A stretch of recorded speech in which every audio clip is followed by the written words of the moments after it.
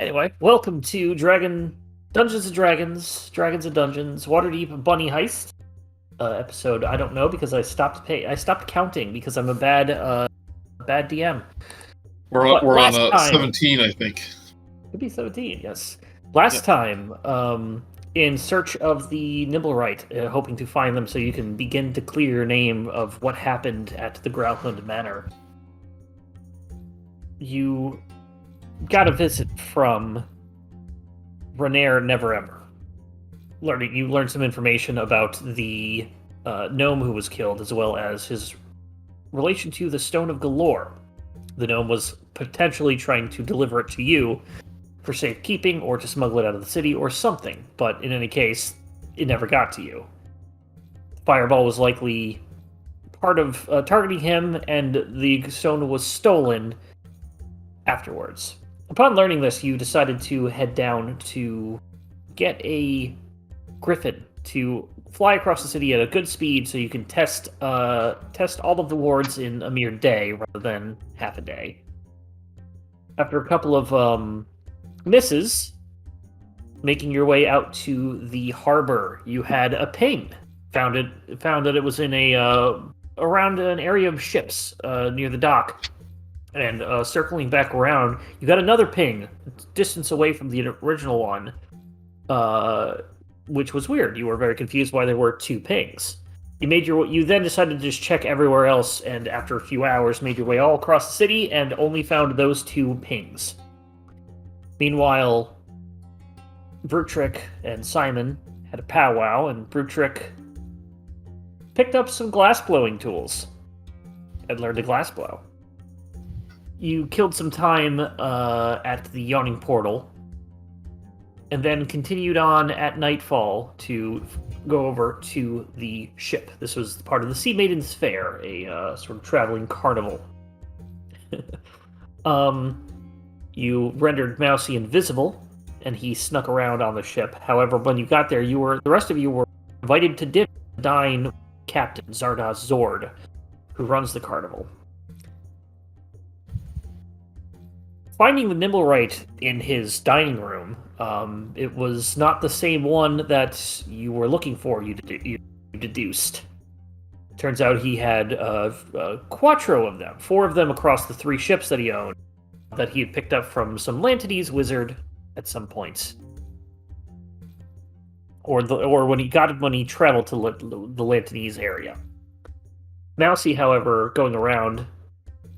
Actually, back up, I forgot one thing. Before you made it to the boat, you were accosted by a bronze dragon in the harbor who asked you to find information about some sort of metal craft underneath one of the main boats, the one that you rowed over to. Mousey, this was why Mousey was sneaking around. Upon sneaking around, you found several weird things, including a bunch of giant spiders disguised as parade floats, and a locked door that had a magic mouth spell out that mentioned Lolth. Luckily, Mousey was not found. Luckily, being rendered invisible makes that a lot much easier. And he made his way back up to the lifeboat to wait everybody else to return. The rowboat, yes. The party negotiated talking about getting some of the carnival people to put on a show at the Trollskull Manor, at the tavern. Services which will be discussed later, as they will reach out to you when they are ready. But you seem to leave on good terms with Zardoz Zord. However, you did not find anything about the craft underneath the boat, and certainly could not give them any information. Yes? You cut out for a second. Yeah, breaking up a little bit. And the most disappointing thing is that we disappointed a dragon. Yes, that's what I was trying to get to when the mic cut out. But yes, and with that is where we ended the thing. You were all down in... I believe you all docked not far away from the second ping, making your way over. But also, Sharptooth Sharptooth also had a life-changing experience seeing all of the giant statues in the city. Oh yeah, we went on that tour. Pretty much went on a tour, finally seeing all the giant statues of the city. It was a lot of fun. Let me put on the night. I just want to see pictures of like selfies Sharptooth takes, like always on the griffin, like in front of all these statues, like pointing at it and going, "Whoa!" There's those tears in his eyes just welling up, and he can't. That's assuming he manages to catch a picture of himself. I'm expecting them to just be photos of the sky, the top of the griffin's head, or just his thumb. I was gonna say fingers or something. Had the lens cap on the whole time. I like how we had a fun side mission to investigate something, but then we turned it into a boring business transaction. Like, Yeah. You're gonna come to our tavern, and we're gonna pay you for services rendered. Yeah, the downside is also that if they do get suspicious as to what triggered that, they now know our home address. That is true. If this was like an animated show, you would have like Mousey sneaking around, running into spiders, people like making out on beds and yelling doors. It's just going to cut back to you guys just having boring dinner conversations. Do you like your light salad with slight balsamic vinaigrette dressing? Oh no, that's way too much. And then cuts to Mousey just screaming. I'm also worried that we invited people with giant spiders and an affiliation to a drow demon goddess into our tavern. I am now tempted to do a video of merging clips with with some Star Wars battles, and then flipping back and forth with Downtown Abbey. So, a couple of things now. It is night. You did wait till dark nightfall to head over to the ship. You spent some time there, probably less than an hour, because that's how long the invisibility spell lasts. And made your way to the second ping. So it was probably maybe around 8, 9 o'clock at this point, depending on how dark you were wanting it to be. You've gone over to the second ping, and trying out the Nimblewright detector, the ping is still in the same rough area. Excuse me. It is somewhat windy out. It is a brisk fall night. But the night is yours. So we're at the area of the second ping? You are right there. We ended you making your way to the second ping. Yeah. Mousey, Nice. I saved you some dinner rolls because you didn't get to come to the dinner with us. Oh, you had dinner? That sounds really nice. It's probably one of the best dinners I've ever had. Yeah, It probably was. I really hope that they aren't incredibly evil, because we sort of invited them to do events at our place. Yeah, I'm sure we're exchanging. It's like, oh, I had a wonderful dinner, and it's like, yeah, they're Loth worshippers. It's like, oh. What's that mean? Loth, evil spider god of the drow. Not a nice lady. Should we be worried that we invited them to our tavern? I just tend to be worried by default. Can I do a... Now, me as a player knows what this is, but can I maybe do a history check if I know of any drow that operate in Waterdeep, like an organization? Go ahead and make a history check. Okay.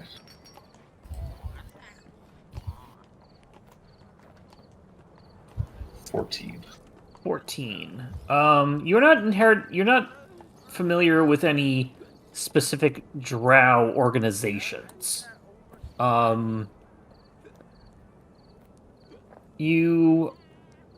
It would not be unheard of to find drow just sort of, this is a big and sprawling enough city, just normal drow around drow thugs and being in like the Xanathar's Guild or any other crime syndicates, the Zentarum, things like that.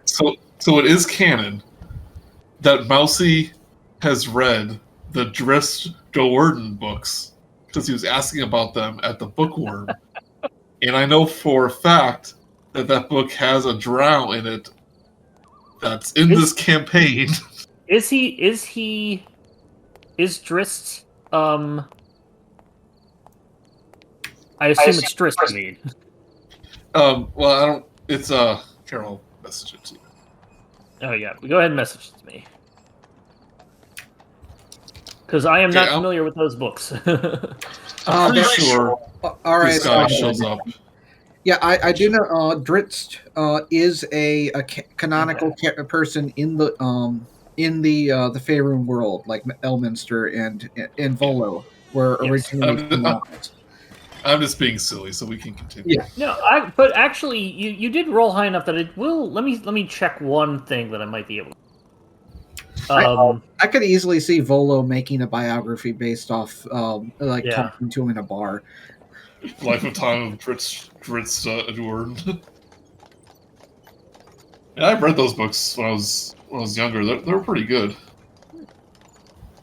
Okay, so I will say that you haven't come across any specifically, but you have heard of, at least in the nearby areas, of the Brigand Dares. I will put that into the chat because words. That is a sort of a drow group or faction. You don't know much about it, but you have heard that. And we'll say that's sort of what you've gotten out of the Drizzt book. Excuse me. The comic books are real.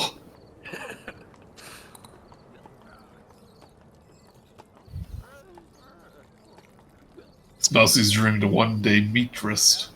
Wink, wink. All right, let's head toward the second ping. All right. All right.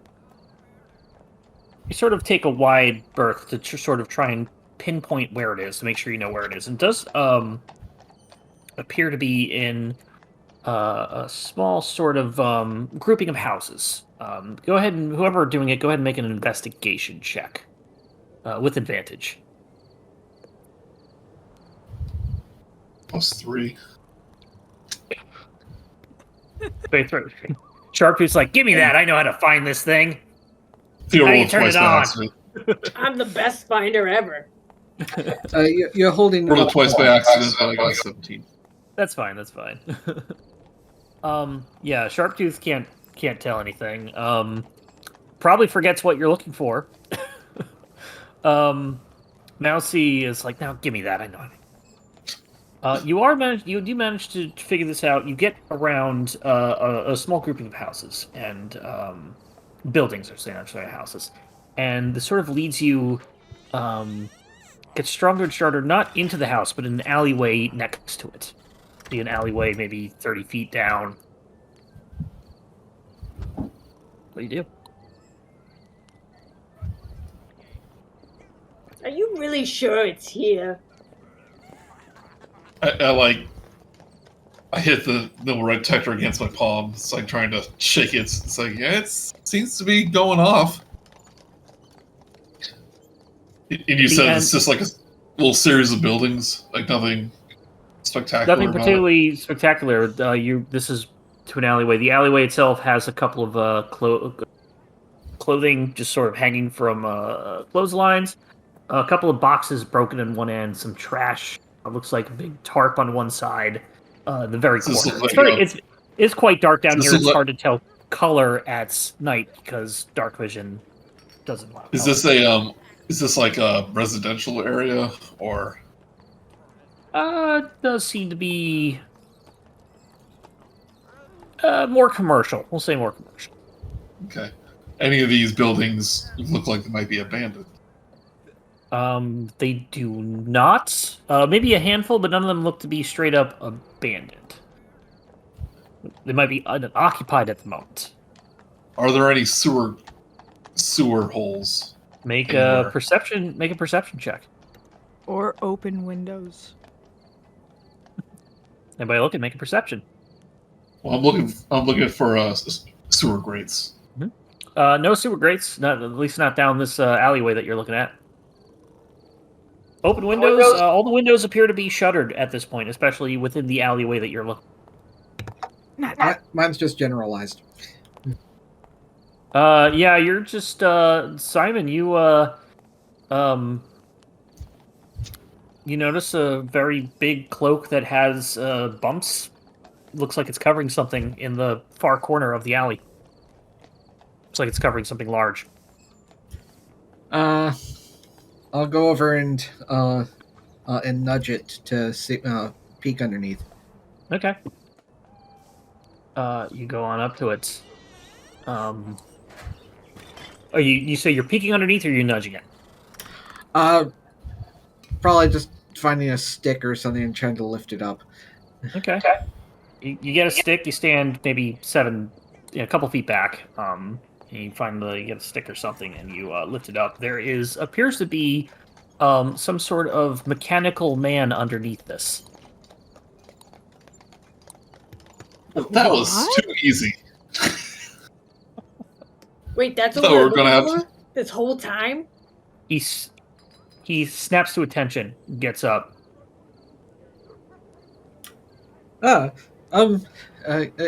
Greetings. Takes out his weapon.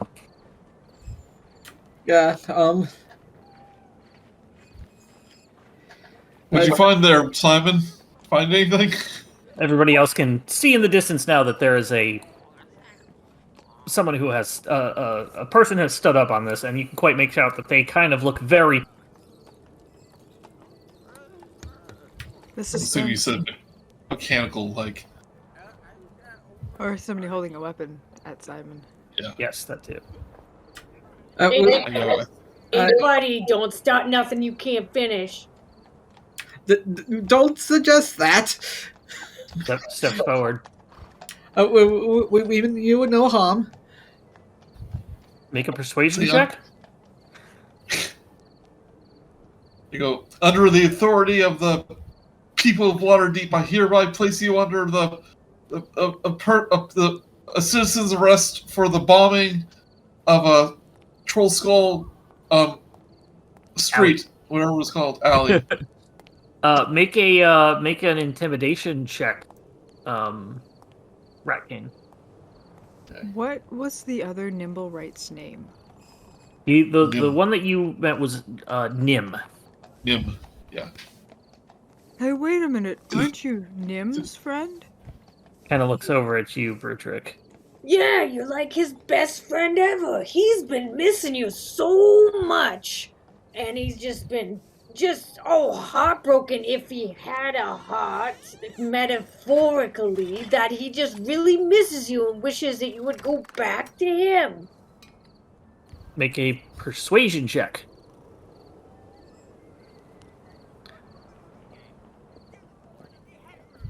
26. Not 20. At least one of us. It's over. Looks like he was holding in his other hand some sort of object, and he has sort of backed up a little bit. Still holding the sword out. Just put the sword down. We don't want to hurt you if you are Nim's friend. I think that we just can get this all sorted out. Nim can just help us if we just all maybe go to him. We go to Nim.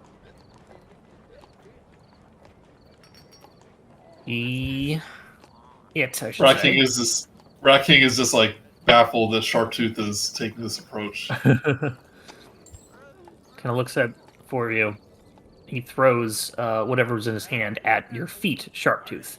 Crashes. Looks like it was a broken bottle or something. And then he starts taking off, trying to climb this little half wall over here. I assume that's a half wall. That's what I'm going to treat it as. I need everybody to roll initiative, please. Yes.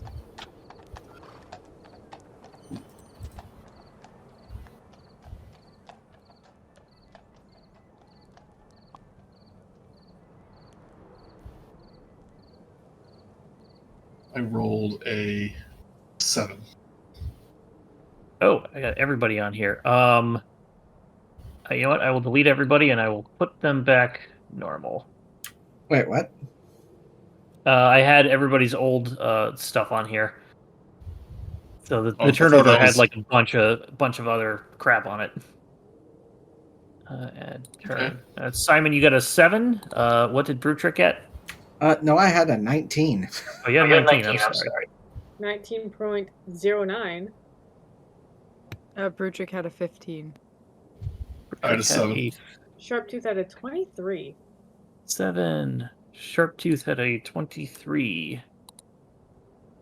Sharptooth is feeling really good I tonight. think so. It's very much that's happening. There you go. 23. Wrecking, what did you have? 7. 7. And what did Brutrik have? A 15. 15. The wind starts picking up. And we have our good old-fashioned rat battle. Nimblewright battle. Did you ever check out that Waterdeep like soundtrack? I did listen to some of them, and I wasn't too impressed with some of the specifics. Plus, I think we also weren't going to some of the specific locations that were there, or I already had alternatives. But I did check it out. I'm using a few of those for my other game. Yeah. Sharptooth, you were up for the, first as you see this thing attempting to run away from all of you. I'm trying to think if there's any way that I can, like, attack it but without, like, hurting it. You can do non-lethal damage with a melee weapon, or a melee attack. I don't know if I guess... Am I close enough to, like, dash and then... You can run up to it. You don't even have to dash. Yeah, we're not that far away. Yeah, he's going over like this sort of like fence wall type thing with this whatever walkway is up there. Okay, Because this so is an unofficial map. This is just like a battle map that some people made. Got like a group of 10 of them. I'm just gonna go up and he's just gonna do non-lethal dagger weapons. I suppose. Okay.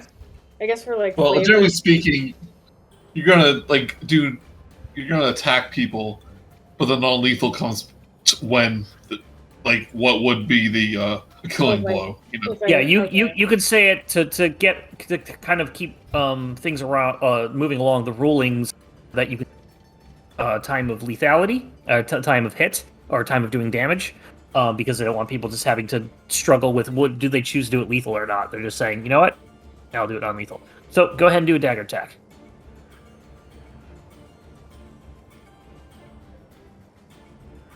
14. 14 does not hit. Clanks right off of his chassis, chest plate, which is a chest. I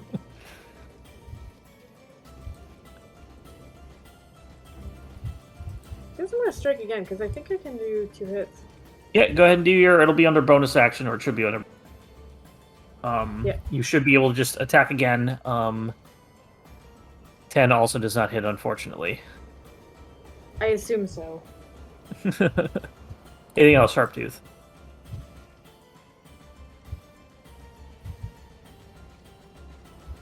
No, I think that's it. Yeah, just being like, nuts.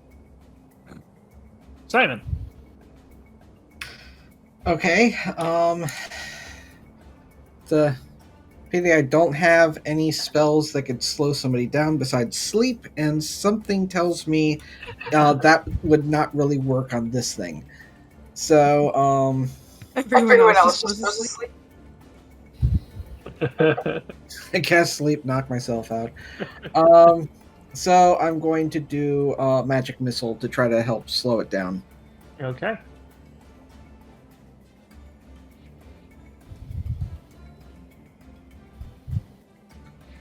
Oof. Is it 3 and then 1 more? Yep. So you're doing it level 2 to do 4 of them, so you got a total of 5, 11, 9, 13. 10, yeah. But these all hit. Kind of is still in the middle of climbing when this is all going out. And he's sort of, I'm going to have him try and see if he loses grip. He's good. He manages to hold on, no problem. Anything else, Simon? Sorry about that. That's it. Okay. Brutrik. Brutrik would like to grapple. I'll move over here to get out of the way. Okay. Okay, you can grapple. You can grapple from there. That's fine. Yeah, bugbear arms. Go ahead and make an athletics check. Just pick him up like a kid on a table. You go and grab. You're gonna totally grab onto his cloak to obviously just straight up pull him down as the weak point, and it comes off of him. You rip off a piece of his cloak, and he gets away. Oh, sorry, I got your. Oh. He is now naked. No, Is it a red cloak? it is a red cloak. It's a red cloak. And he's naked. Now that you're up closer, you can see that it is a red cloak. Unfortunately, the grapple did not succeed. Yeah. I'm just trying to see if I could do, because my bonus actions are just attack. That's what I'm seeing. Attack and defense, I think. I don't think you can attack as a bonus Wait, action because you didn't attack during your turn. Yeah, the grapple replaces your attack. I'm sorry, go ahead. Sorry, I have something called Step of the Wind, which allows me Yes. to spend a key point to disengage. Would I be able to disengage and then try and jump over the fence in front of him? Yeah, I will say that you can get through Sharptooth and you can already just straight up climb the fence while he's climbing. 5, 10, 15, 20, 25.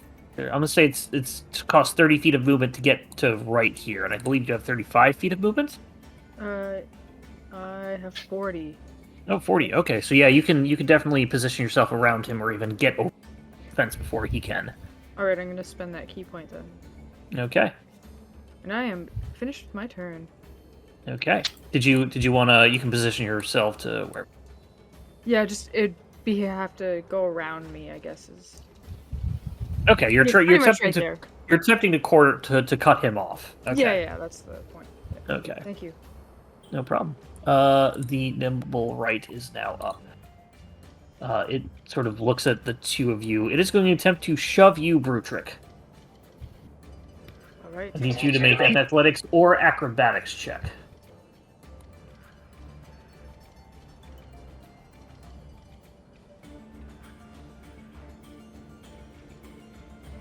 Sorry, athletics or acrobatics? Athletics or acrobatics. He does manage to push you off. Oh. Because he rolled pretty bad that time. Fine. You get pushed there. Make another dexterity saving, or make a dexterity saving throw to see if you land prone or not. No, you're fine. You land on your feet. And I'm going to say it's not 10 feet up, so you don't take any damage. The Nimblewright is going to go ahead and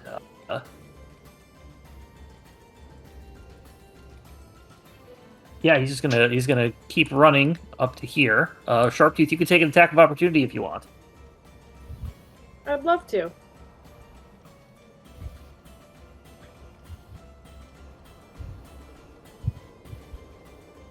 $17 just misses.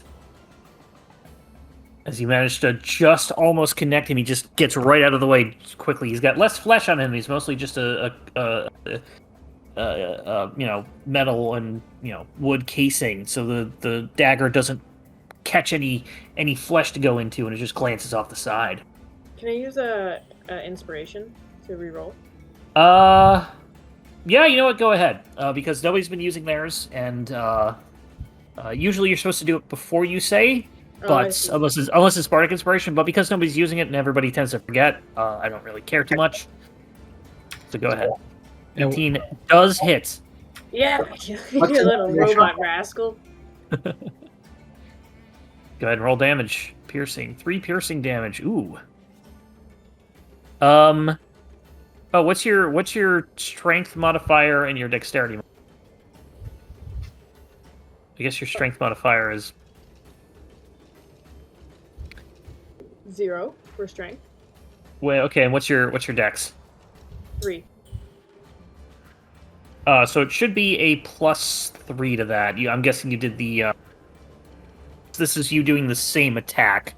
So he takes 6 damage. However, is it a +1 or magical dagger? It is not.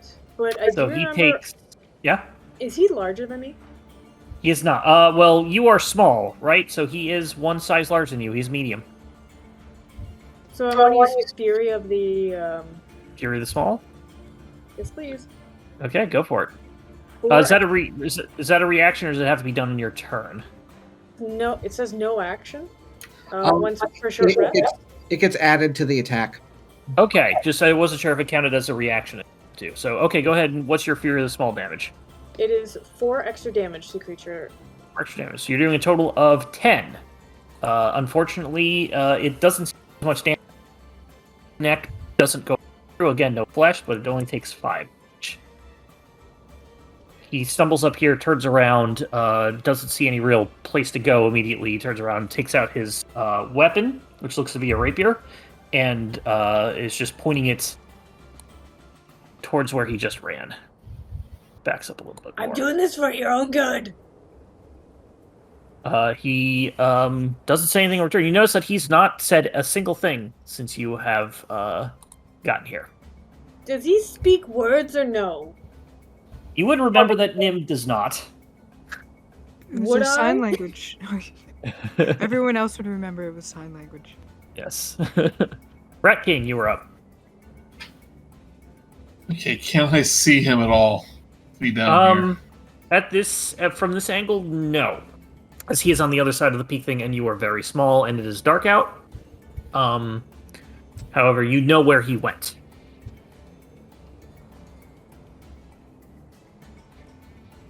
Can I climb up onto this fence with my movement of 30? Do you want to get to the fence? Because you also have the grapple. You also have the your vine whip sort of theming thing. I could say that you can get on top of here in your full move. You want to just get on the nearby roof.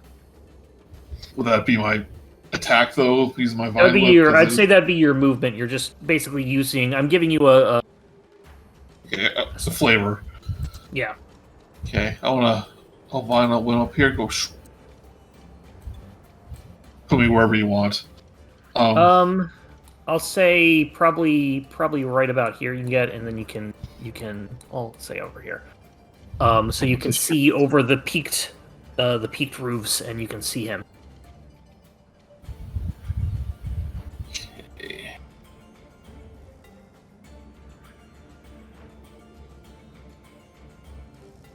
Where's my?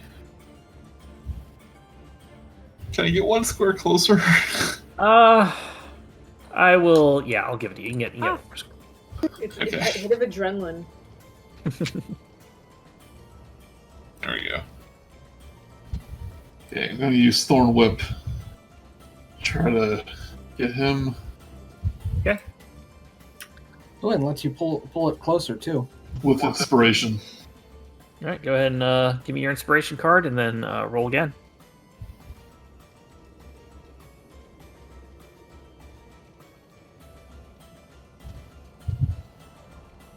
Thorn Whip. Roll 20. Natural 20. Oh my god! You summoned it through the ether. Natural 20. You do hit it. You do 6 damage to it. And you do pull it 10 feet. 10 feet closer? Yeah, 10 feet closer to me.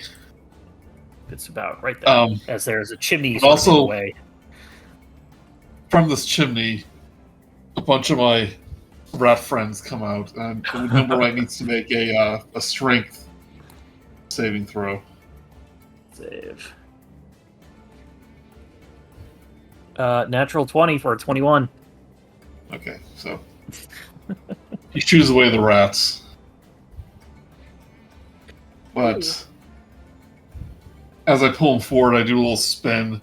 I pull out my hand crossbow, and using my new feat of crossbow expert, use my bonus action to attack him again. Can you put that into the chat? Because if I recall, the crossbow expert is if you do a crossbow, if you attack with a weapon, Okay. you can then do it. So we'll say that you turn around, you're about to hit it, and you forgot to load the actual crossbow. Features and traits. Yeah, because I have that on another character I do, so I can like shoot potentially 4 times, a single crossbow 4 times, 1 round. Oh, you take. You're right. I have to use a crossbow attack. Okay. Yeah. Or it's a finesse weapon, so you can basically dagger and then. Yeah. Also, Anything pretty else, sure. You do have a bonus action. Pretty sure the swarm. I hope I did this right. Is on any sort of attack, not just a weapon attack. But I think that's right. If you want to look that up, and if we'll keep it for this because it didn't work, so it doesn't matter. Yeah, it doesn't matter. But I was looking up before. I guess that's my action. Okay, Sharptooth.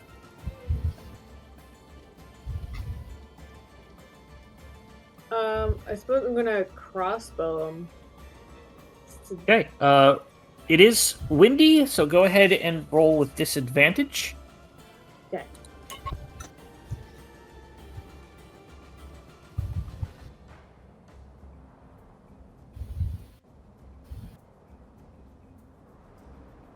So you just roll twice, so you can do the little hold the control down on D&D Beyond. It didn't. Yeah, it didn't take it over here, but it is 11. 11 does not hit, unfortunately. As the wind sort of takes it wide, and with Rat King pulling him closer, he is not where you thought he would be as you were attempting to shoot him. Yeah, Chapter 4, they're like, hey, have some weather effects. In your... I remembered this game. I guess that's all I can do. Bonus actions, sing you about got... something? Yeah. The only thing I could do is a bonus as just bardic inspiration, if that would help anyone. It might. Everyone. Yeah. Ooh, like, I guess be Mousey or Simon. I guess. Who do you think it would? Who does Sharptooth think it would help the most? Who's Sharptooth's best friend? Simon. You are such a great guy. No. He's singing a little song about it. Simon. Over the rainbow. And your you inspiration back, Sam. missiles every now and again. Bardic Take your inspiration Simon. back. Simon has Bardic Inspiration, which is I believe a D6 at this level.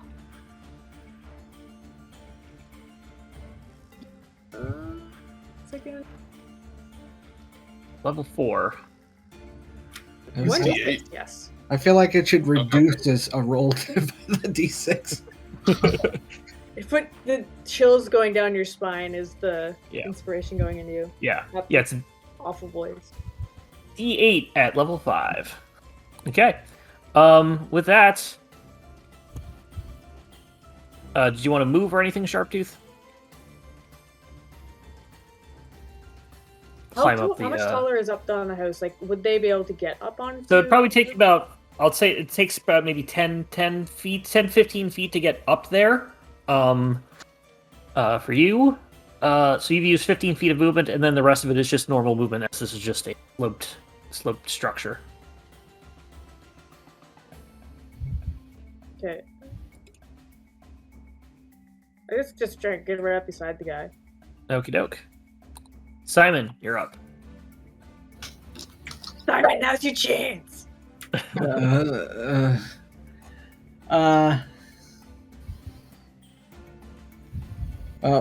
I don't really have anything ranged beyond spells anyway, so. Oh, forgot to mark down that. No, that casting.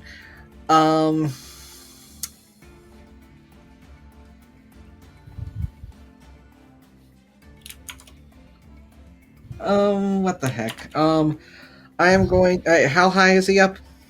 Probably about 10 to 15 feet. Well, he's at the bottom of this peak, so probably about 10 feet, give or take. Okay, good enough.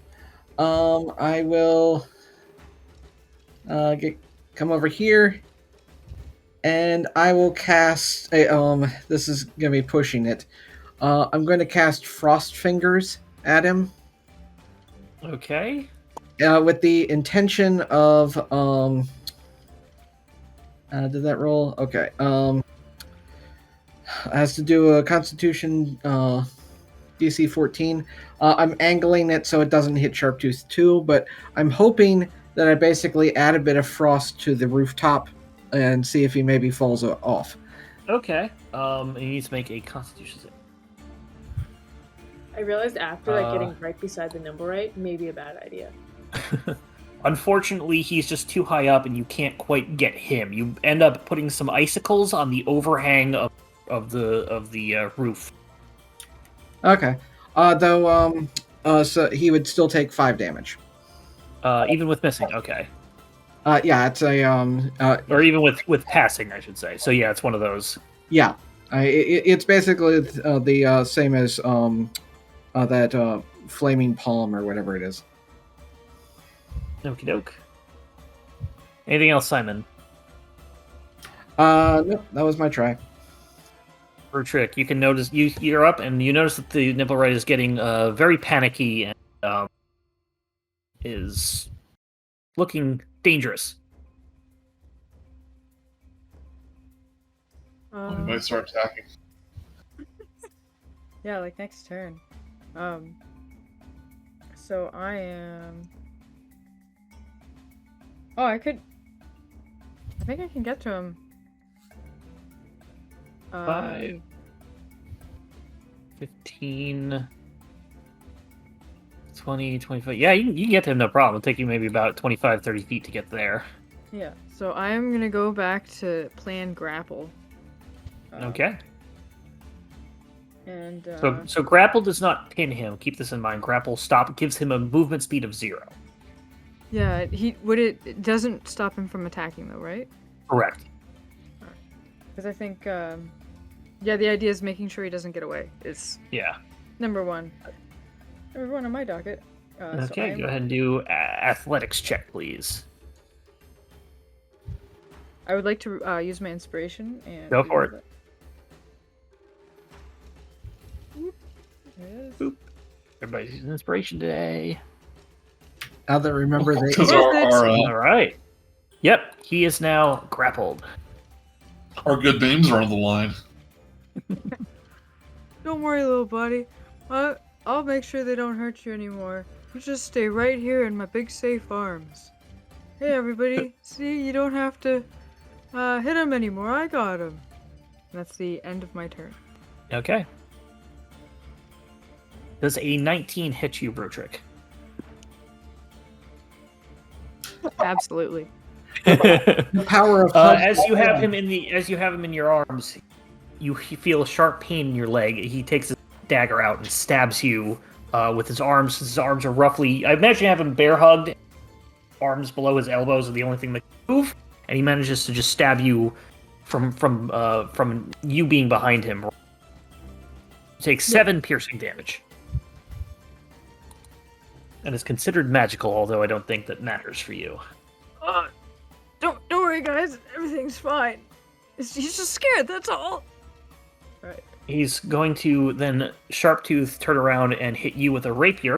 Attempt to hit you with a rapier. It's a 14 hit. Aha! No. Aha! You can't hit me. And he swings one more time. And with a 20, does a 20 hit? Yeah.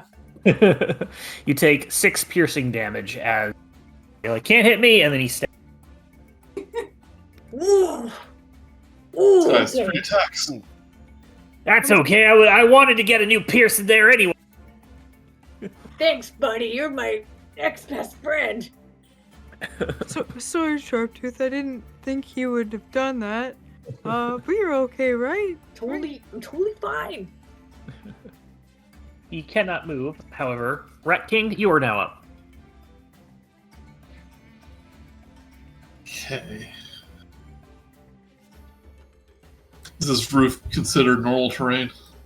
Yeah, it's stepped enough. It's not been raining or anything. It's you might have. It might be harder if you need to make a throw at some point based on standing there, but just moving in normal stuff is fine.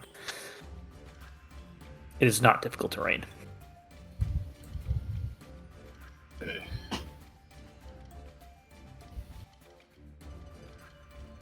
Oh, Clementine.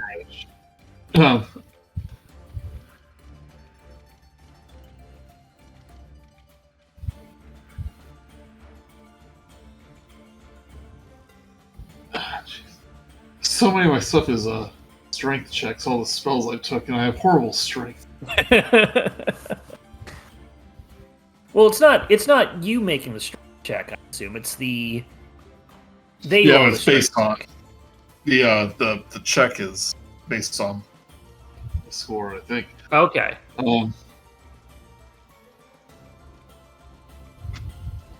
Everybody knows the strength of Cast. rats.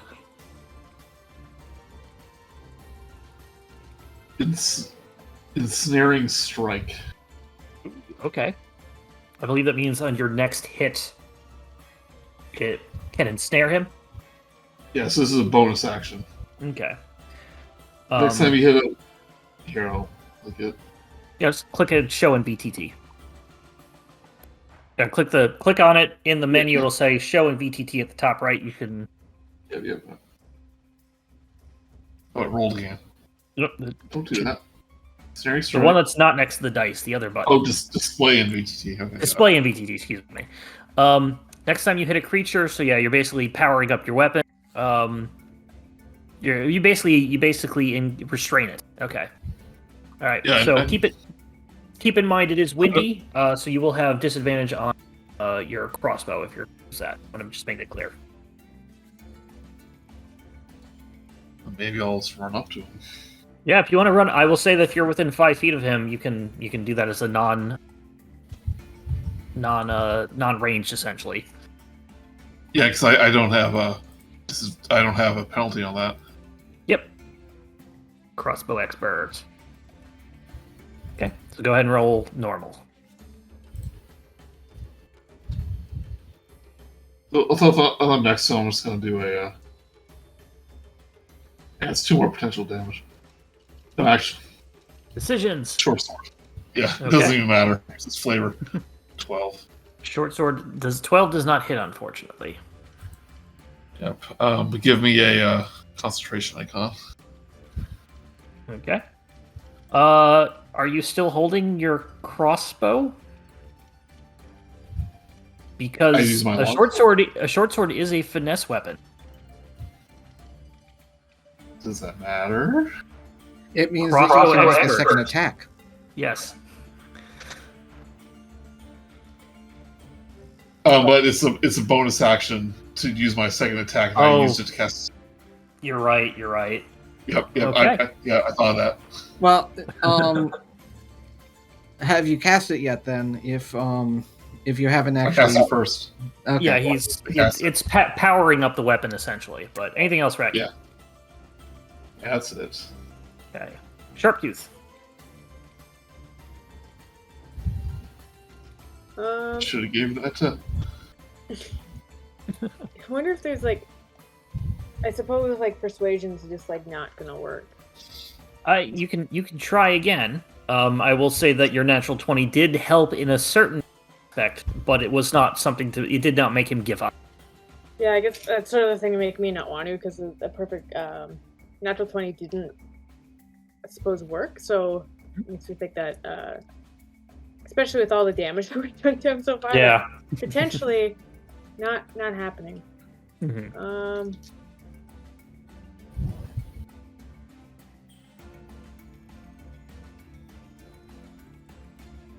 Yeah. I think I'm gonna do. Yeah, I'll just do more dagger melee attacks. Okay. Give me 2 dagger. 10 does not hit, unfortunately. Roger. You're trying not to stab Brutrik in his arm. Second one also misses, unfortunately. Trying. Oh boy. Can't tell where the first stops or starts. Anything else, Sharptooth?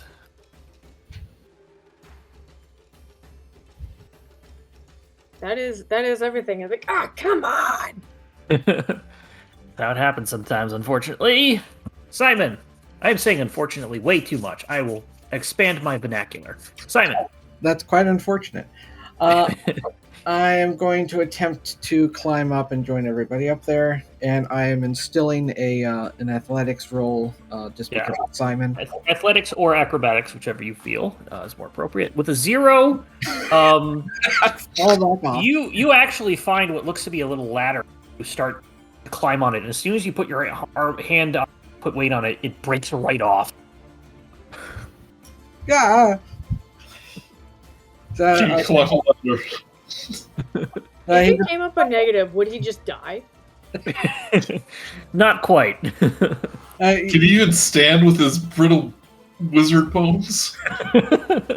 he would just wind up with a bucket on his head or with his foot in it, or both. Is he Mr. Glass from that movie with Bruce Willis? Unbreakable. Maybe. Unbreakable. Okay, so I'm In considering class. myself just prone on the ground. He's just giving up trying to get up there. So Okay, that's fair enough. You get prone, but you can stand back up with half your speed. He'll sit back up and just do a magic missile up there. Okay. You you can see him from your thing. Go ahead and give me. So just 3 at him. Level Yeah. 1? Well, I only have one more level 2 spell, and I don't want to use it on this. Okay. Doing a total of 7 damage at him. He's looking pretty rough. Oh, that was scary being so close to one of those. You get flashes of energy in your face, but I you imagine- aren't affected by it. I imagine my whiskers are like kind of like smoldering. A little singed.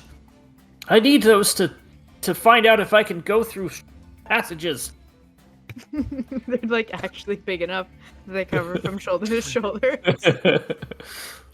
Anything else, Simon? Movements? Bonus? Nope, that's it. Okay, Brutrik, you're up. Oh boy.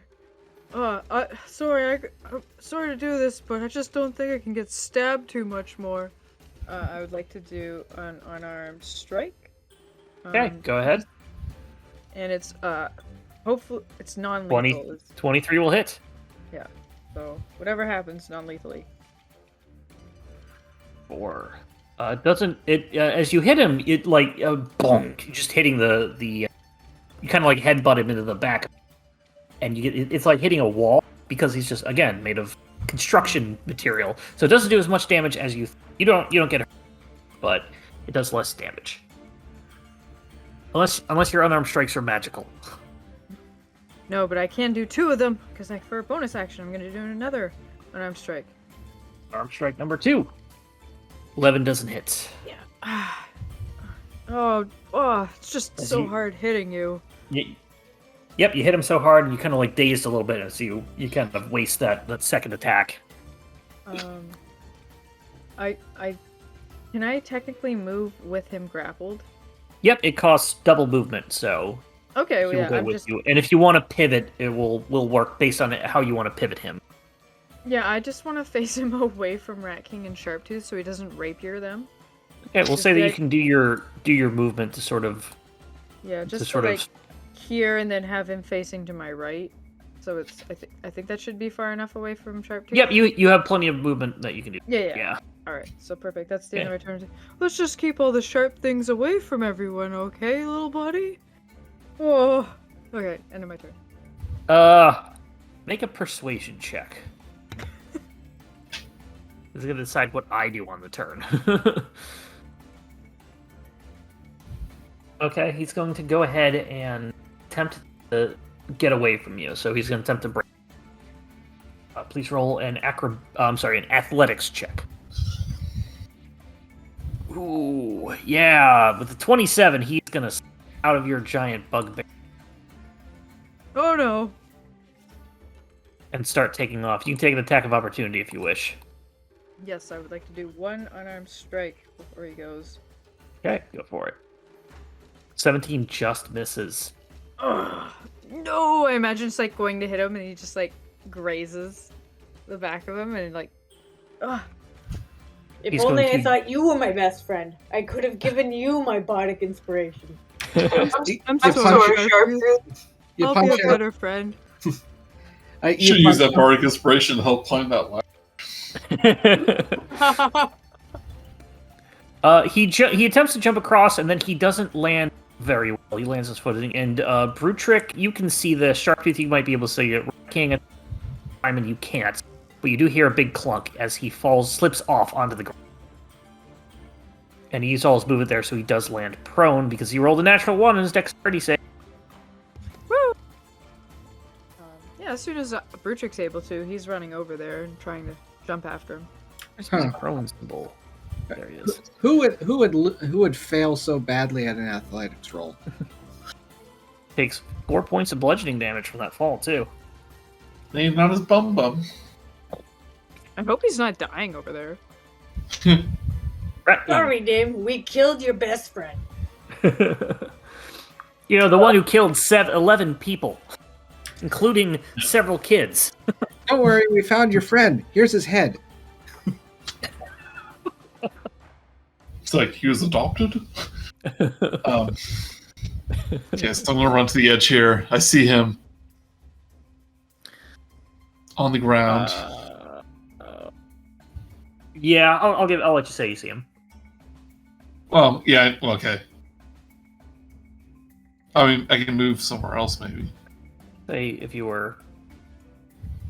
Because that's the thing is like you're like this is a building. Yeah, so, yeah. Like right here, you can see it. You know, it doesn't quite get around. Move me somewhere where I can see him. If you let I would me say jump down the ground. if you're right there, you can see him just in yeah.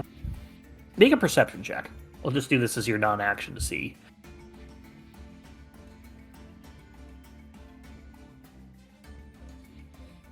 Okay, yeah, at that angle you sort of lean off a bit. You could tell that you see him. So since he's prone, I can just roll normally. Being prone does not affect you with sharpshooter, right? Or with crossbow, right? It would still be disadvantaged. It would still be disadvantaged because of the wind. Because there is autumn wind makes a disadvantage. Okay, I guess it doesn't affect me actually hitting him. Yeah. I'll do 18. And 18 hits. Just hits. And then I want to do that spell. Okay. Which does it automatically happen? I believe so. And you can re-roll the damage. Official. So it takes an additional 5 damage. Okay. And he is restrained.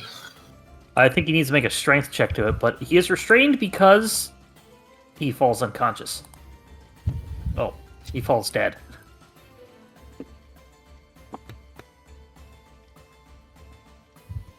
We are out of initiative. Wait, we can fix him. He's made of metal, right? We just fix him. Hold on.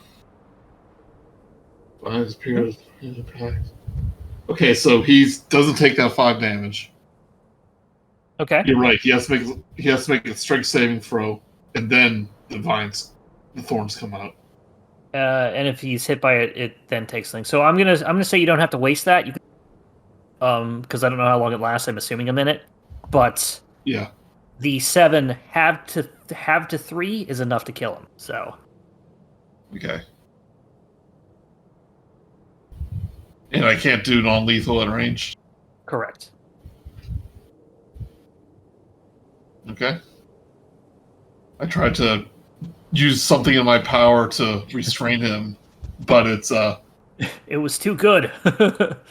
yeah, I'm just too good at causing damage. What isn't it fine? Don't we just like fix him up a bit, and then he's back to what he. Simon barely manages to climb up as Sharptooth is sort of pondering this, and Simon, you're not sure where the Nimblewright. I want to first see if I can even check for. Make a medicine check at disadvantage because Do I have mending? No. If only someone around here knew spells. If allowed, I'll run around the building. Yeah, everybody can be like, he ran over there and tell you that. So Yeah. Yeah, Well, so I'm like, medicine check. it's like 5. So I'm like, I don't even know if I can check for a pulse in this guy. Do you want me to repair him? Well, first I want to check his person, search for the Stone of Galore. Make a investigation check.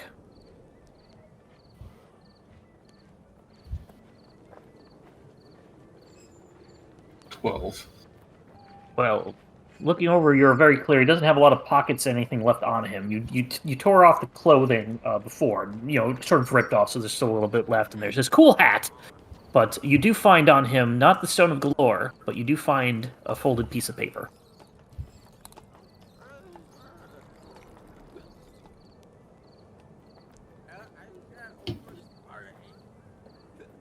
All right, I'll look at this piece of paper. Waiting for that magic word. Find a map with an X on a building and the word Castellanter underneath. Unfortunately, no matter what I did, I couldn't make red look good on yellow, and I could have tried harder, but I gave up. I was like, I just want to get done.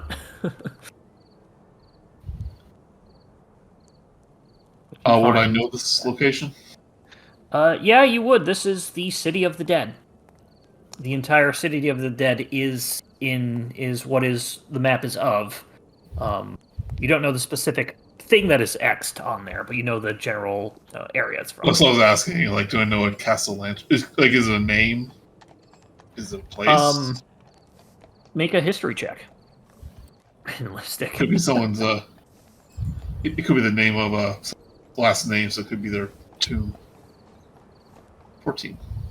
14. You would recognize the Castellanters as a noble in the city. They are not all dead, but you could have surmised that if this is related to a tomb name, it could be their a family mausoleum, a family tomb, or something like that. Yeah, could be where he hid the stone.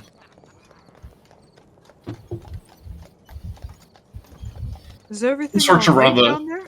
Search around the area where we found him too, to make sure he didn't hide, like he doesn't have it on him. Okay, make another investigation check, and then. I'm sorry. Go ahead. Sharptooth. There's a Sharptooth yelling down to Wrecking. Hey, you check his pockets real good there. Make sure. He doesn't have any pockets. He has compartments. They want to know where I found this from. And like I say to Simon, like, are you able to repair him? I could try anyway.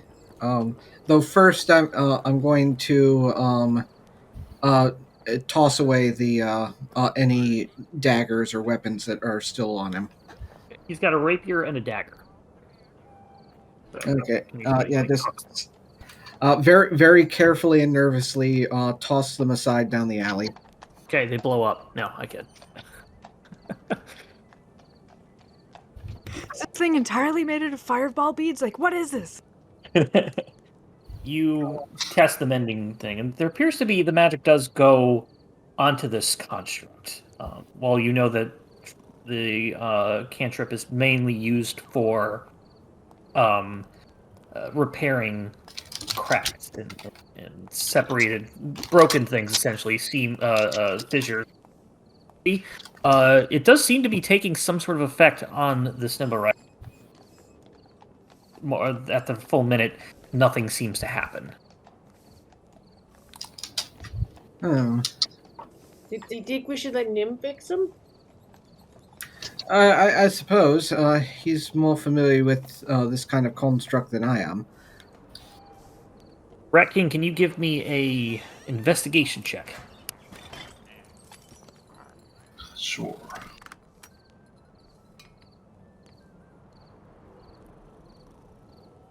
Investigation. 24. 24. You don't find anything else around where he was. However, you to grab the clothing, and it does match the piece of cloth that you found at the scene of the crime on the rooftops just outside of Troll Skull Manor. Okay, and nothing hidden in the folds or anything like that? Nope, nothing like that.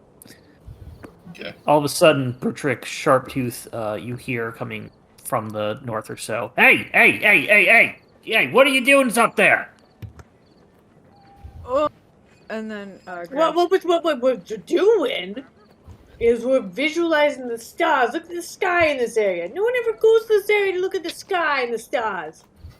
You see heading towards you 2 City Watch Brutrik officers. has already jumped off the roof and is trying to take Sharptooth with him. Well, see you later. Make an acrobatics check. You should be fine with this. Yeah, you're fine. You jump off the roof with Sharptooth. Feel free to land where you want. What about the Nimblewright? Drop Sharptooth and Brutrik will pick up the Nimblewright, and I will. Brutrik will be in charge of carrying the Nimblewright as we escape the watch. Okay. Go ahead, Simon. Are you running with them? I'd hope so. So the 3 of you over there, please go. Yeah, dexterity check. Creative dexterity. Basically an initiative roll.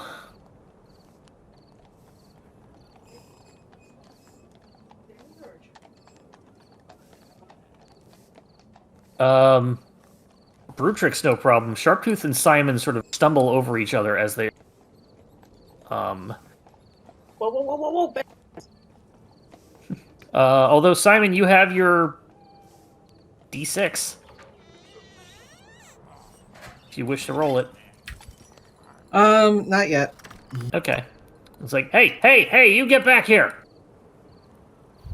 As they round the corner. Rat King, you hear this. You're not quite sure what's going on. What do you do? So you're running this way. Did I hear the guards? You have heard the guards. Just say Simon and Sharptooth got stuck in a little bit of quarter right there, like just wedged in there together. But yes, Rat King, you did hear the guards. You do hear people shouting, and you would hear like the clattering of their arms. Okay.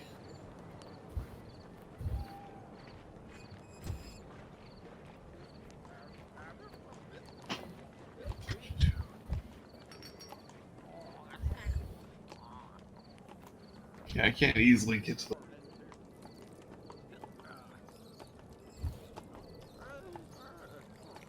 I'm just gonna hop over the fence and try to run with them. Okay. You hop onto the fence and you see them run by. And you join them in tow. Go ahead and everybody go ahead and give a stealth check. Yeah, go ahead, Rat King. You've had something else. I see them run by.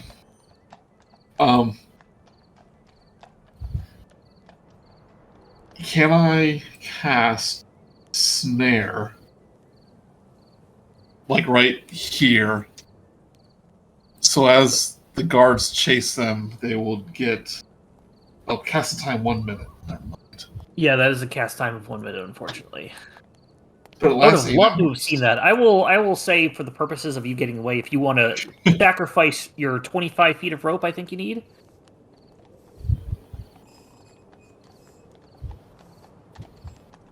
Yeah, you need 25 feet of rope. So if you get rid of 25 feet of rope, you can put up a snare. Yeah, if I just get rid of all my rope. Yeah. So I basically want to... Okay, so I'll cast that. Okay, you do that as he goes by. The first one goes by, and the dexterity save. Dexterity 11. First one goes by and misses. Second one goes by. Say the second one but he gets thrown to the air, and then this guy, Joff, no, they got me, and this one turns around and it's like, what did you? And he's kind of like stuck of like, oh god, should I help him? Should I keep going? Giving you guys all enough time to sort of make it around the corner. Everybody can now give me a stealth check.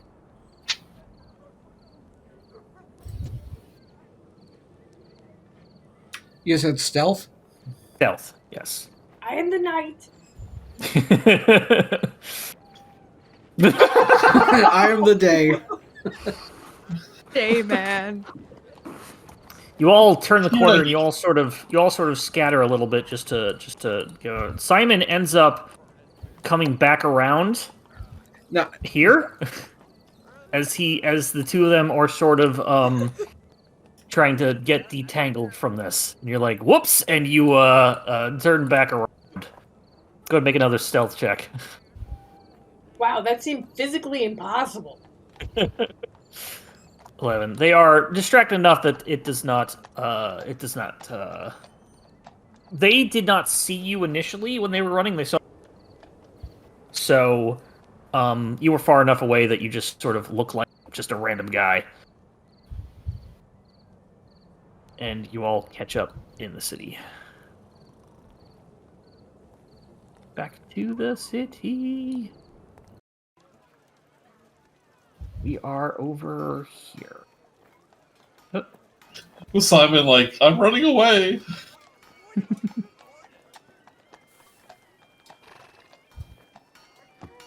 So what was on that piece of paper you found in its compartments?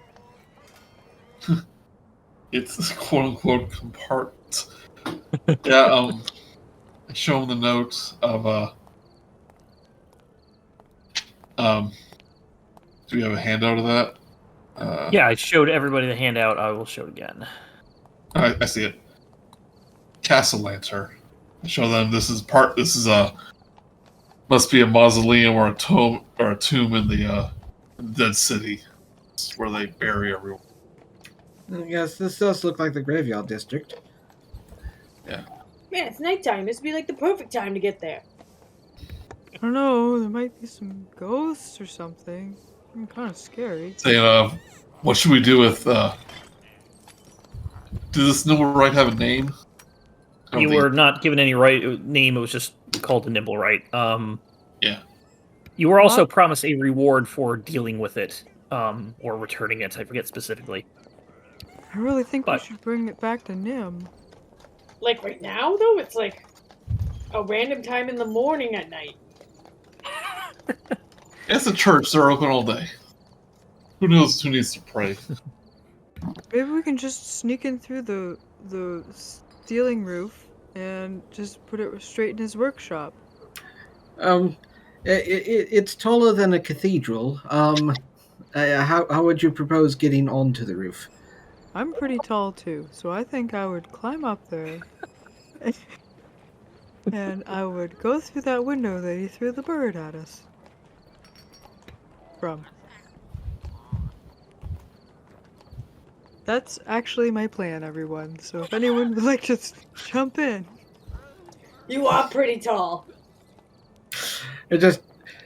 He just walks up to the side of the wall, just go gadget arms, and just his extended arms stretch even larger.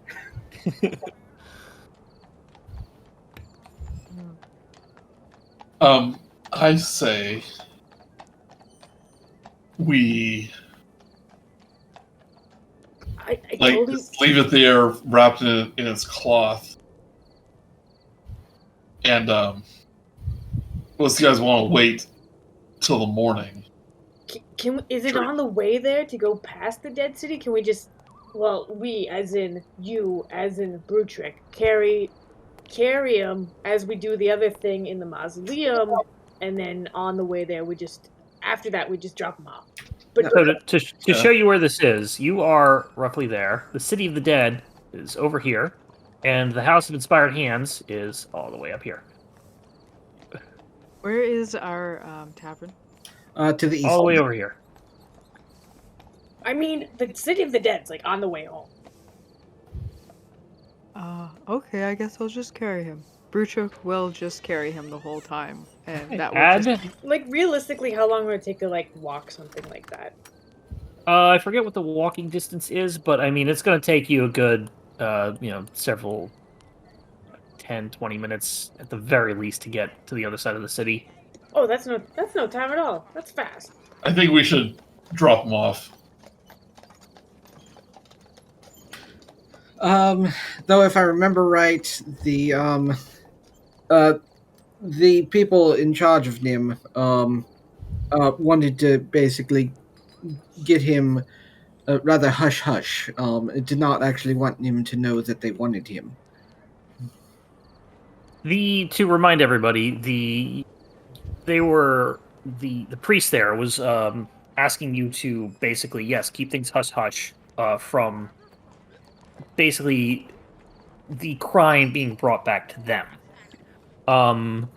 Now you all stepped in and said, "Hey, if we get this thing back, can Nim keep his tools and stuff?" And they agreed because they were taking it away as a punishment. You were then also were promised a reward of some inventions from Valletta, who was the priest, for doing that or bringing him back or destroying him. Yeah. Yeah, so I see no reason to implicate the Church of Inspired Hands. So I say we drop it off there. Maybe do a short rest or something. I did get stabbed a little bit there. Yeah. So did I. I guess the biggest worry is... I feel bad about that. I really do. Well, I'm just worried as if Nim isn't the first one to find it, that he's just gonna get thrown out. Do they? Yeah, sorry. Do they say they're going to destroy it? You had stepped in and said, if we bring him back, will you stop it? I mean, yes. You also, as Sharptooth just said, you did destroy it. But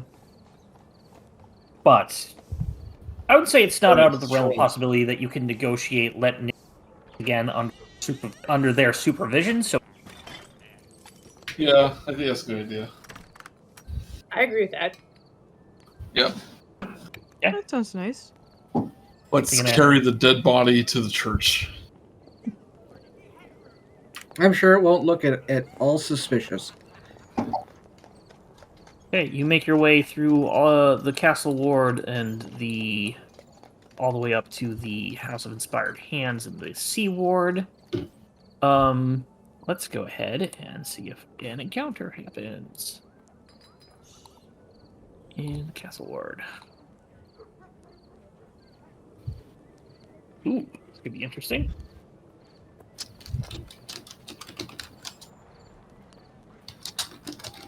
You start getting onto you're staying off of the main road, carrying a destroyed puppet man. You're like, well, maybe let's just use the night to our advantage.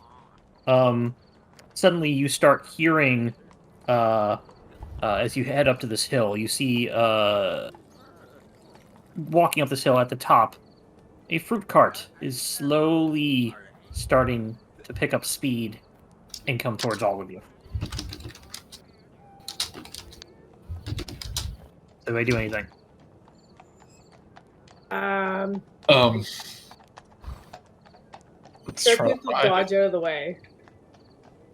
Got dodge. Everybody else ummed. Simon, are you doing anything?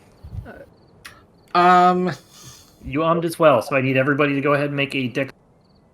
Sorry, I was gonna say I will let stop it. I will say Brutrik gets advantage because they're the only one who reacts. No, I said I hide. I didn't actually hear what was going on. Okay, well, fruit cart coming down the hill at you. Everybody go ahead and make a dexterity saving throw. Okay. Even though I said I hide. Yeah. I will. I mean, you can't hide from an inanimate, but I'll give you advantage, Joey. I mean, I'm hiding so the guy pushing the cart. No, it's rolling down at you. It's like there's no guy holding it. That's why it's. Yeah. rolling. Oh, it's a runaway fruit. Runaway cart. Yeah, runaway cart. Sorry. Yeah. I should have set that up a little better. I just assumed. Dexterity check. Yep.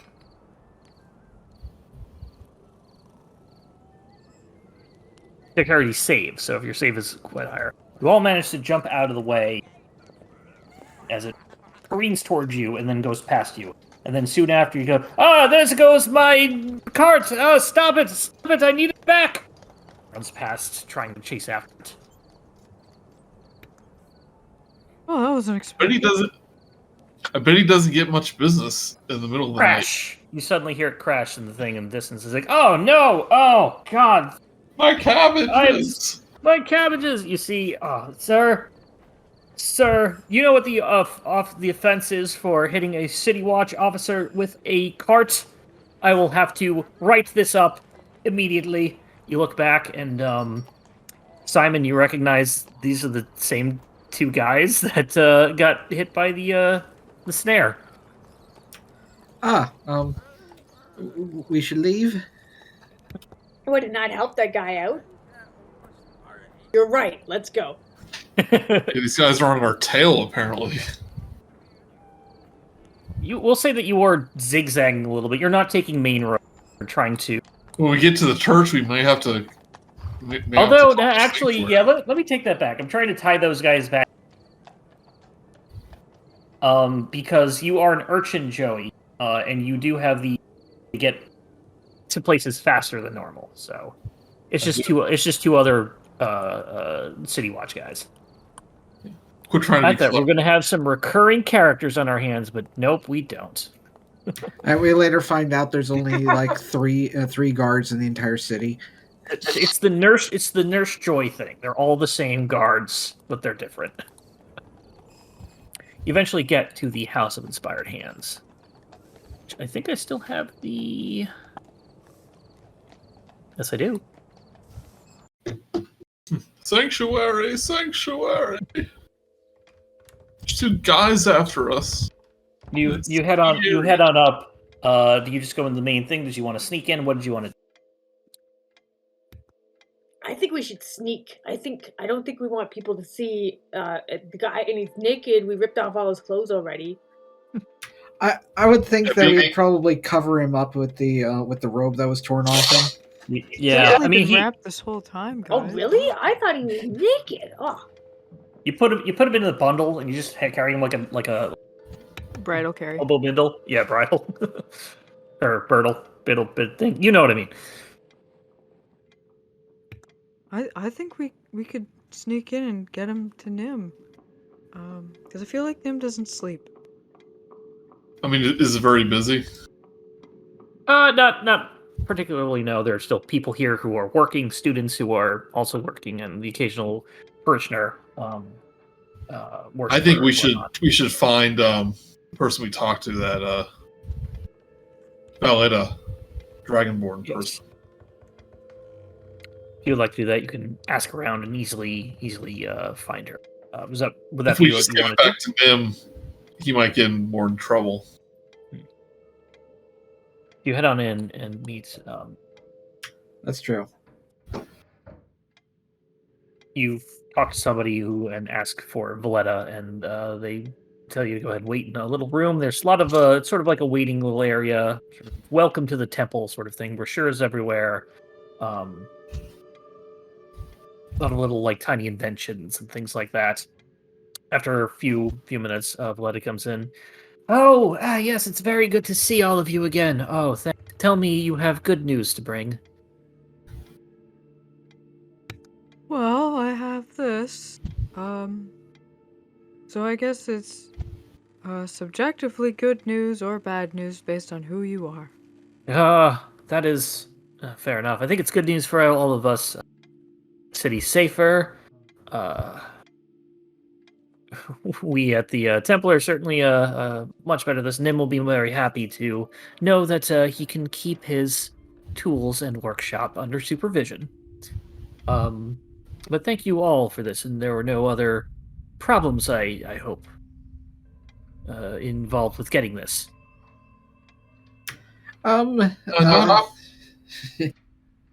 Not particularly. Now, remind me, Mr. DM, how did this Nimblewright, did he, escape? Did he run away?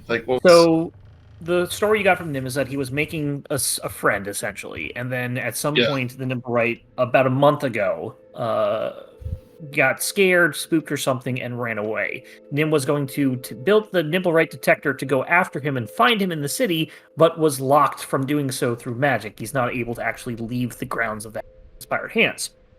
And so he ran away, not in a "I'm leaving forever" sort of thing, more of a scared animal that is somewhere where it doesn't know, just trying panicking, right? Based on what Nim and Valletta told you. Okay. So, it may not be an awesome idea for Nim to try to create life again. No, I've already had a talk to him about that, or talk to them, about that. And if it does, under supervision, but I wouldn't blame Nim for this incident, even though it was tragic how his creation got abused and taken advantage of by the organization that did the bombing. She sort of has a sympathetic look to her, and she goes, "I understand where you're coming from. However, the result was I don't think it's a good... that explosion. It still happened. It doesn't make it any better. I'll leave it to your better judgment if you choose to repair it or not. Yes, I don't think we will. I don't think we will. I don't think we will repair this at all. Yeah. Do we think that the Nimblewright was forced to do this? He did it under his own volition? Like, you have no idea. Make an insight check with disadvantage because you're sort of thinking back. Yeah.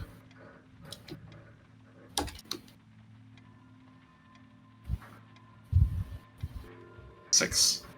Can't really tell. You didn't get enough clues. He doesn't have that many facial clues to give. But Valletta says, yes, I wouldn't worry. We to make things, and it is still able to make things, and it will be a very good exercise for it to teach all of our students how to create these sort of man-like creations. But I think we'll start smaller. Maybe, I don't know, a pigeon or a duck or a mouse. Probably not a mouse. Darn. Would we be able to let Nim say goodbye to their friend? Well, if you wish, I do have to go and gather your reward. But if you wish to bring this up, I can bring you to where he is or where it is, and there are people stationed outside its room, and be able to do anything with it, and we'll know about it. But yes, if that's what you want, I can bring you up there. Yeah, I think he deserves to at least say goodbye. That's very kind. She leads you up to the sort of little attic, sort of upper, not really attic. It's an upper room that sort of was probably like a storage closet that looks like an attic and was turned into Nim's workshop and Nim's room. You notice that there's no longer a door on the door frame. There's a curtain, a very thick curtain that can at least get some privacy. Valletta comes on in and sort of tells Nim, we have good news. Your creation was found and unfortunately is no longer together. But those that brought it back wish to give you some regards to, I guess, some words of well, I'll just let them talk. And Nim sort of comes on over. It's working on some sort of little contraption, looks like a clock of some sort. Turns over when Valletta's speaking, and then comes on over to look at the four of you. So Brutrik dramatically, slowly unwraps the Nimblewright's body and says, Sorry, Nim. We just couldn't figure out a way to keep him safe and the city safe at the same time. Nim doesn't have any facial expressions beyond maybe a small amount of movement, but it does sign to Valletta, and Valletta says, Nim understands that this needed to be done and is very grateful that you brought it back and are seemingly unharmed. Brutrik is definitely bleeding from stab wounds. So is Sharptooth. You've patched it up since then. Yeah. Relatively unharmed, I should say. I'm like hiding it from him. Like, yep, it was really nice to meet them, but unfortunately, but I wanted you to know, that it's all here, and it probably would look really weird because Simon did a mending spell, so physically it would probably be in very good condition. It just isn't working anymore. Yeah, it did clean up some of the actual things, but didn't bring any life back to it. Yeah. There was one question I had though. It looks over to you. Is it possible to if it's still a construct, is it possible to actually access its memories? Good question. I'm going to roll something. I'm going to use my ring that I have. I have, I think last Christmas or something, that has a D&D D20 on it. I just got flashbacks of Wild West with the last memory thing. Oh yeah. So not the giant spider? Yeah. Burned into the eyes. That is a man's head. Yeah, I remember that. Actually, Nim comes over and takes the head. Valletta's watching attentively. Goes over, puts it on the table, takes some stuff out, puts what appears to be some sort of light source in the middle of it, turns it on. The last thing it sees is projected through its eyes onto the wall. Mousey's shooting it. Yeah. I was hoping for Never mind that. a little earlier than that, but thank you.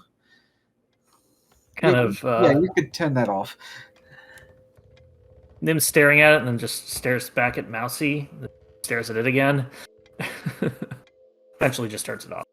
I don't remember if you came here as Mousey or as Rat King, but it's probably as Rat King. So we will just play it off as you are here as whoever. Yeah, he's been Rat King both times. Okay, great. Now, if that's all, if you take you downstairs, and I will get you your reward. And I believe it was 4 inventions and useful inventions, and 500 gold pieces. I'll Takes add that downstairs to a the moment. thing. You take 500 gold pieces, and you are given 4 inventions. And let me find them for you. Where are the items? There they are. You get. This will help us for not being open for a week. Tavern not being open. You get a pair of adjustable stilts. You get a backpack parachute. You get a barking box. And you get a matchless pipe. I forget if I had picked up homebrew things on D&D Beyond. If you turn on the ability to see homebrew items, you'll probably be able to find them if I did, because these are I don't think they have specific magic item cases in D&D Beyond. But whatever you choose, I can go ahead and add those in later. But those are the 4 items you get. The stilts basically let you go up to 2 to 5 feet. Backpack parachute is basically the featherfall, sort of the hat of featherfall that the pun talked about the other day with us. Barking box is just someone comes nearby and this just does pretends to be a barking dog that has been alerted. And then a matchless pipe, which is just, a fine wooden smoking pipe that can light itself. If we divvy them out evenly, I would probably suggest the stilts go to base. He's already tall enough. Give him the base wraith. That way nobody has to hold him up to reach the top shelves. Give the barking box to Rat King. That sounds like a useful item for like laying traps and stuff. And the pipe can go to Brutrik, or unless he wants the parachute. I don't know. I don't even know if he smokes. Maybe he does. I don't know. That sounds like a wizard thing, having a pipe. Can you imagine Also coughing. Just coughing, sneezing, and sputtering all the time. I wonder if the pipe would actually work with the, because it's matchless. Would that work with the pyrotechnics thing where I? Actually, yeah. Yeah. It doesn't create a flame, but I can say that you could spend. Yeah, I'll to ignite your pyrotechnics for a show-offy sort of. Yeah, like Not the damage sort of thing. It'll never be like. I don't think I'll ever use it for damage. It's Yeah. always just like distraction or embellishment. Yeah. Yeah. The way it reads, it's I think basically a lighter with a pipe attached to it. Yep. I think Mousey might like the parachute because when he's does so much parkour, he may need to jump off a building at a moment's notice. That's true. He's the only one that pretty much goes vertically. I'll add that to my inventory, not an item quite yet. Yeah. Again, you might be able to find the item if you do a search, but if not, I will go in and add it to everybody's things afterwards. So Sharptooth is getting the pipe. Yeah. Excuse me. And what does everybody else want, or if they want to just throw it in their group inventory? Okay, Brutrik can have the stilts then. Oh wow! I get to be tall. Now I know what it's like to be tall. And I'll get the box. Are you actively mocking me right now? Sounded like they were passively mocking. Okay then. He was unintentionally mocking you.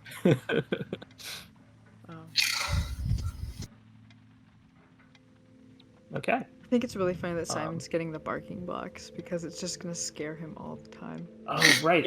I came up in another game I was playing. I came up with the idea, which I don't know why we never thought of. I'm gonna make. We probably don't need it for here, but I'm gonna make a text channel for group inventory on the Discord. So in case we don't want to do it through the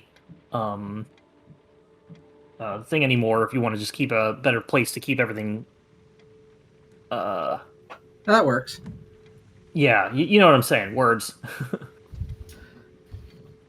If we just do the thing, it works. I was thinking, like, one way to do it is just make another character D&D Beyond. It's the bank. Yeah, that's another way to do it. Just make it Leaf. Should we take a short rest or long rest? Like, what do you guys want to do? It is night. You would be able to get home and take a long. I think, yeah, and then maybe we could just go out and pretend to pray for our fallen someone in the Mausoleum area. Could check that out in the daytime where maybe everyone won't be as scared. Oh, that'd be nice. Yeah, there's, as far as I've read about the cemetery, there's no real like security that I know of. It's actually a bit of a tourist trap, really. You could throw an excellent rock concert there. But what about a ghost? Then I would much rather visit in the daytime. Me too, Simon. Me too. As Brutrik's like trying on the stilts. Only adjusted to 2 feet though, so don't worry. Should you at least wait until we go outside? It's true, I can't really get through the door anymore. Hup. So Valletta has let you out. Has basically left you to you're in the main room, sort of the main waiting area, and you are free to leave whenever. Alright, let's get some good rest before we go into a graveyard and get one step closer to figuring out what the heck's happening around here. We are admittingly, it's so late into the night that if we don't take a long rest, we'll probably get exhaustion soon. This is very true.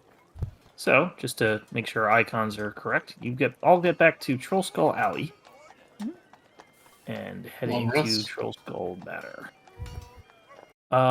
You don't get the long rest just yet. Is there anything else you would like to do at the end of the day? Nope. Take a long rest. Brutrik's gonna set aside his glass blowing tools in his room. Is there a fireplace? Yeah, there's a fireplace in almost every room of the house, even some of the hall. Yeah, Are you I in think. your room? Yeah, I have a fireplace in my room. Yeah, yours is right above the one in the center area. Cool. Oh, is that like technically just the chimney part, or could I set my own fires in there? They're all those are flues, so all those are connected to the same. Yeah, they're basically the same, right on top of each other. If you were to actually, Yeah, and I'm on top of Brutrik. That's probably for the best, because it'd be heated stink going up. yeah, If I was underneath. Yeah, they're technically separate, but they above them they all go into the same chute that goes up to the rooftop. So one doesn't so you don't get smoke coming in if somebody's lit a fire from the floor below you, kind of thing. Okay. Yeah, because then Brutrik's gonna create a little glass blowing area around his fireplace flue area. okay. Just make sure he doesn't break them on his adventure. And that's, I think, all that we would want. As you get a little bit of cups around to sort of, as you test your stuff, your glassware, just kind of get better and better at it. And then sometimes I'll bring one down to Leaf and see if he gives me the okay if we can put it for the customers to use. He does. Go ahead and give me a the glassblower's tools check that you should now have on your thing. 14. Yeah, he inspects it and gives you a thumbs up. Oh, we'll never have to buy glasses again. We'll just have to buy the material to make glasses. Glass. All the sand. Never ending sand. Yeah, so Brutrik's done for the night. Okay. Anybody else want to do anything before they retire? I'm good. I mean, okay. Okay. With that night sort of comes down, let me boop-a-doop. Boop-a-doop, boop-boop. Something a little more. Where did I put this? I know where it is. Mousey, as you are resting in the night, you suddenly hear a shake off of from your bed. Shake. You wake up. You see it's Leaf. Oh, hello. He points down. He points downstairs, or he points over to the window, and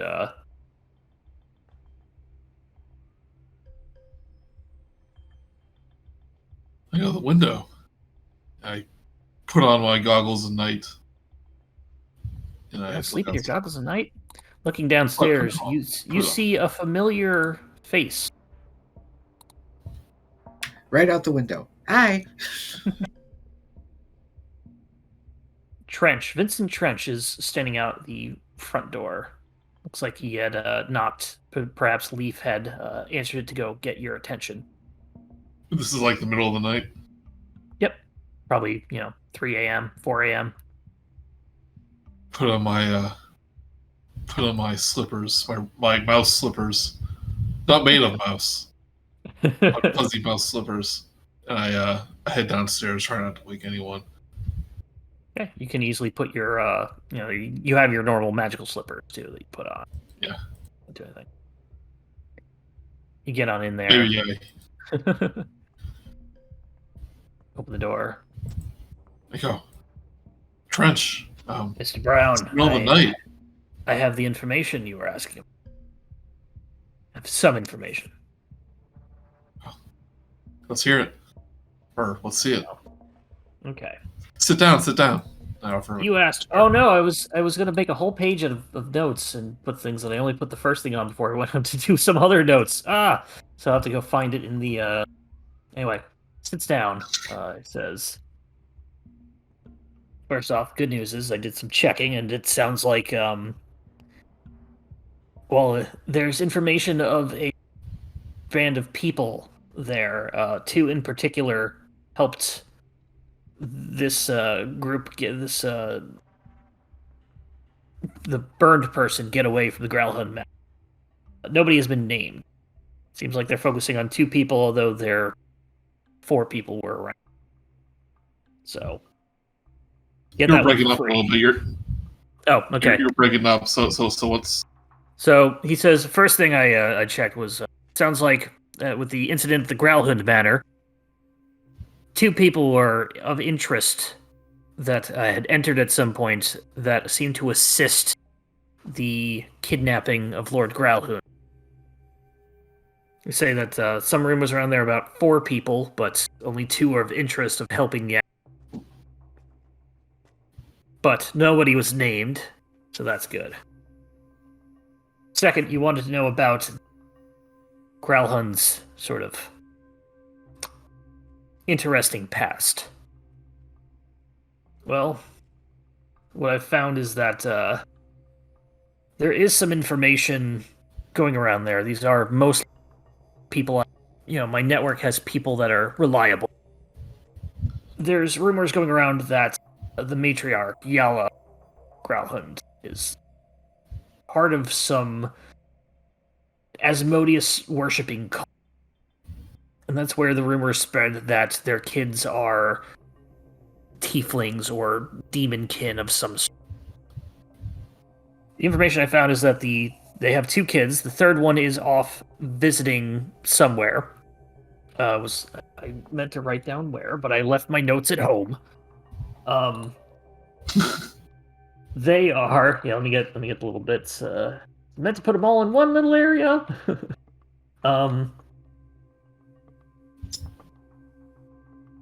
Yes.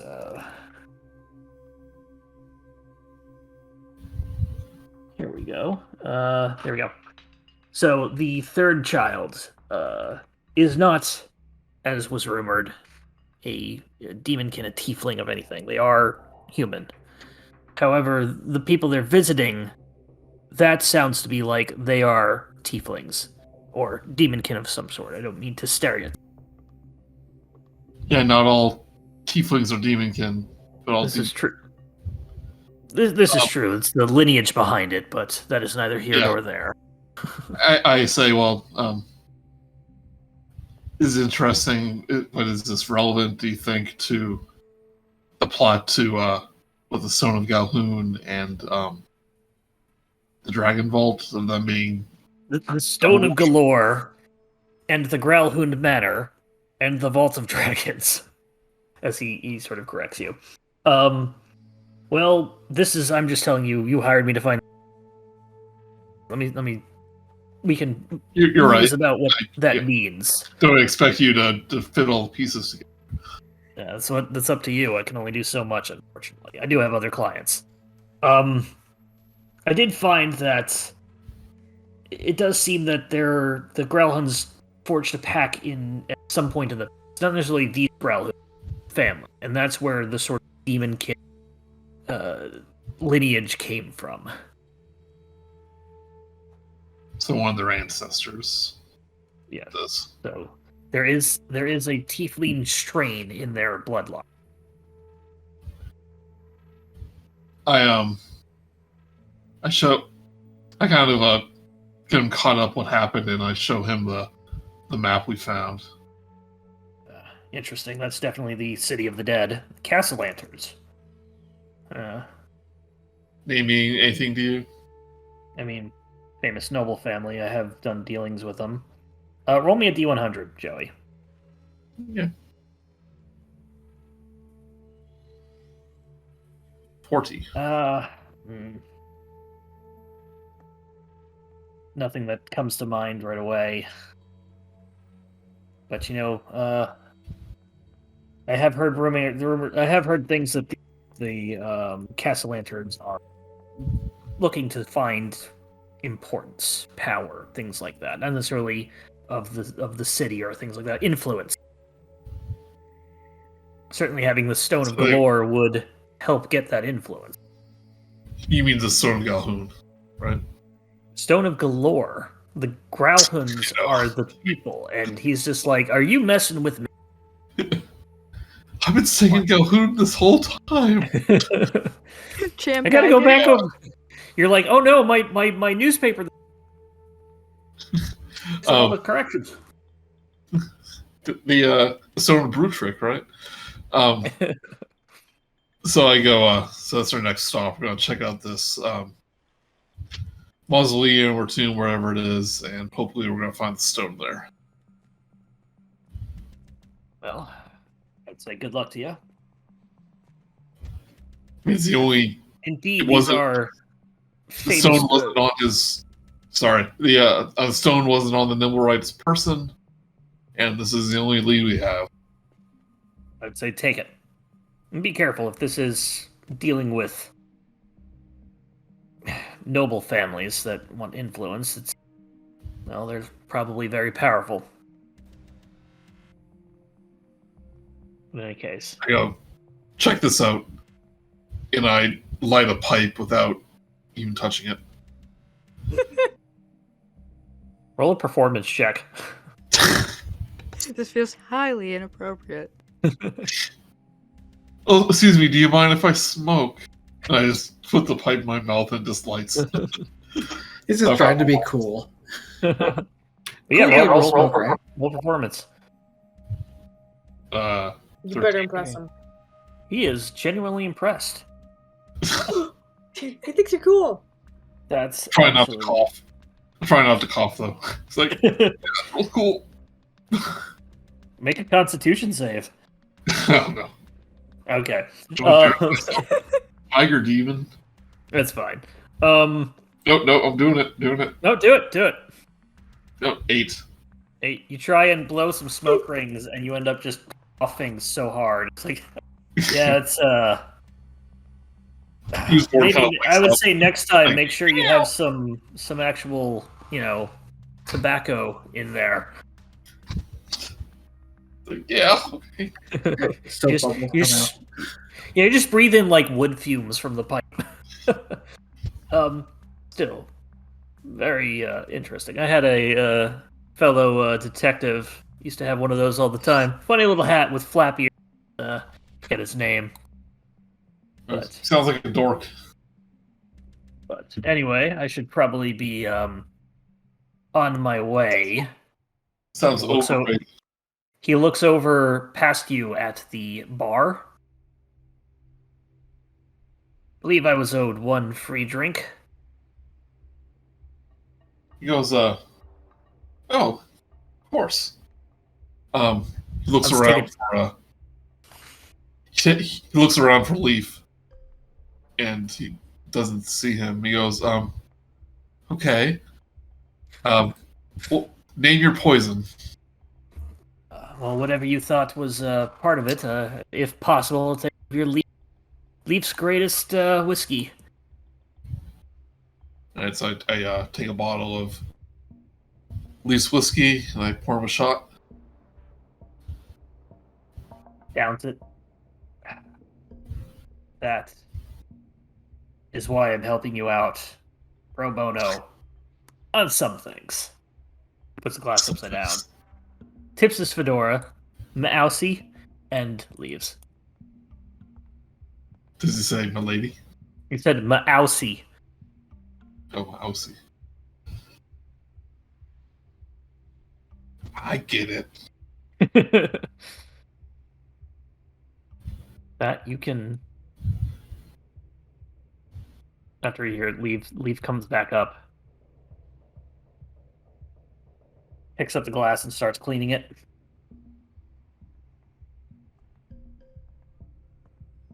Excellent whiskey, Leaf. Kind of gives you a motion of acknowledgement. Thanks. I put the bottle back very neatly. That's all. You can retire back to your room. Like having a ghost bartender. He's great, isn't he?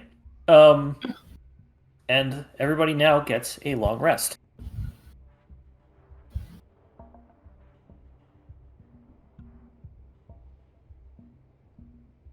Did he notice a really large knife?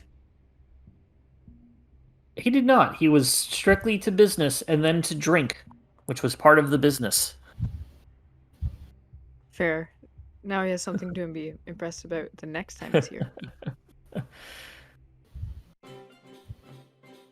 The morning comes and your, I guess, magical jukebox goes off, playing your taverny music. Everybody can. The morning is yours. The day is yours. Somebody uses the bark box as an alarm. I don't intend to, but I'm guessing that somebody. I like the idea that Base Wraith ended up sneaking in, turning it on when I wasn't noticing, and Absolutely. barking, loud barking occurs from the library, joined with girlish screams. Brutrik wakes up. Oh, morning, Simon. Everybody, I assume, makes their way downstairs just to. Does Leaf make us breakfast every morning? Like, what does he do? Nope, he is the bartender. He is not the. He's not in charge of the food. It's a different union. I think that's Brutrik, actually, because I have my special spice pouch. Yeah. That's right. Zort comes out. Morning, everybody. I made everybody. You made everybody a cutoff. I made everybody an egg. Wait, one egg for Egg. all of us to share? Yeah, it's a big egg though. He lifts it up, and it is larger than chicken egg. It's probably some sort of like larger bird egg. But yeah, he made a hard boiled egg for everybody. I didn't know you had chicken, Zort. Neither do I. Anyway, enjoy your egg. And he jumps up, heads back up to the pool. We all huddle around this one egg. Quarters. I'm not hungry. Oh, Cat goes over geez, to it, Simon, starts it's hard. pawing at it. Geez, Simon, it's harder to cut things into thirds and quarters. Way to ruin breakfast. You can have my share. Okay, dibs on mine. I'm sorry, no, dibs on Simon's. I get mine, of course, but I want Simon's too. I let over our egg. I let everyone know about my visit from Trench, saying that only they say two people helped with the escape of Mr. Burnt Face Man. I mean, that's pretty accurate. But there are conflicting reports, and some people say. So there seems to be some confusion there. And they followed up to our my inquiries to the Galhoons and connection with devils. Seems like they have a demonic lineage. In that some of their family tree is tieflings, which can sometimes occur if a bloodline has connection to a devil, and apparently two of their children have this condition, and one does not, and the third one was sent to a family who apparently does, or part of the family that apparently does. And interesting fact, I don't know if it's totally relevant to our situation though.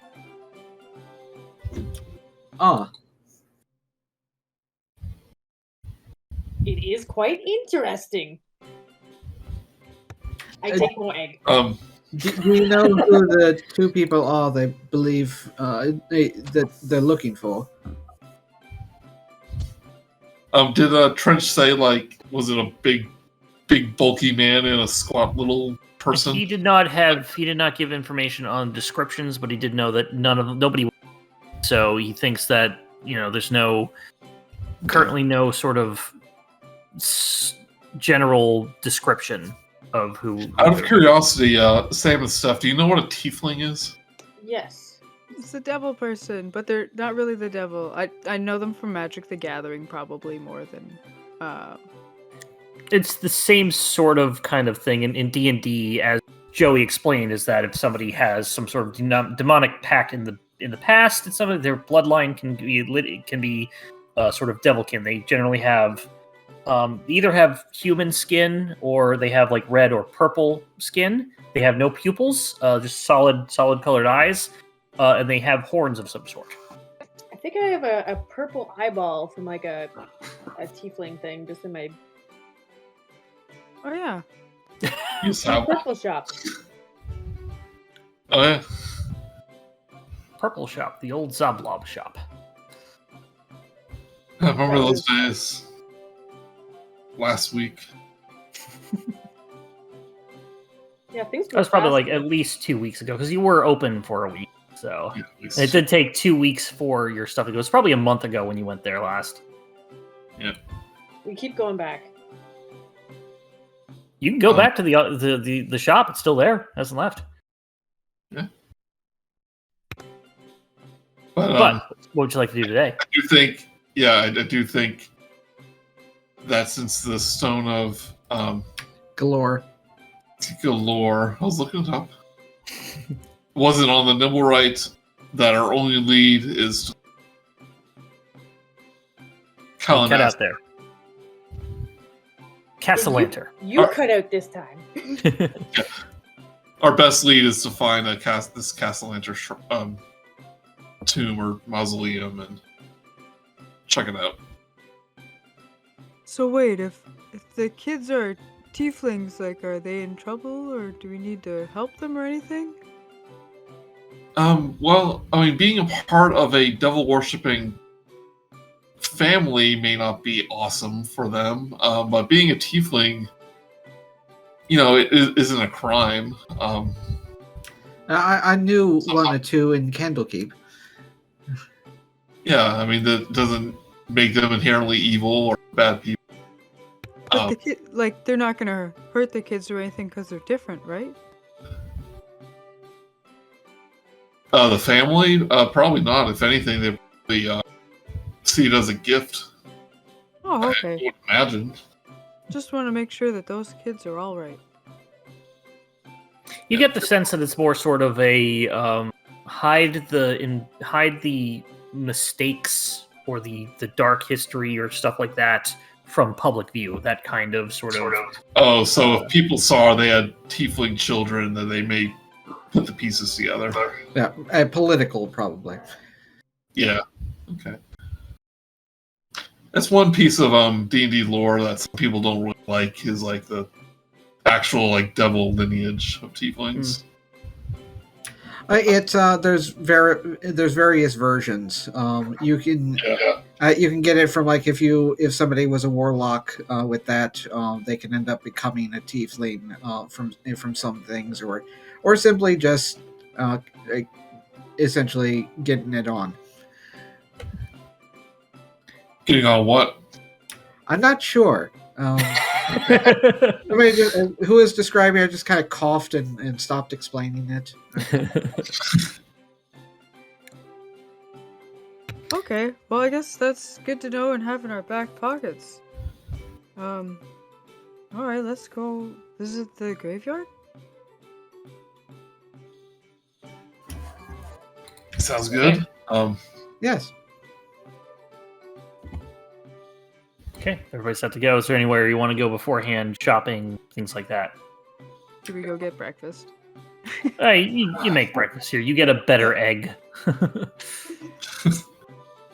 Do have some. How much was like business costs, if you remember, for 1 week? Let me look that up real quick.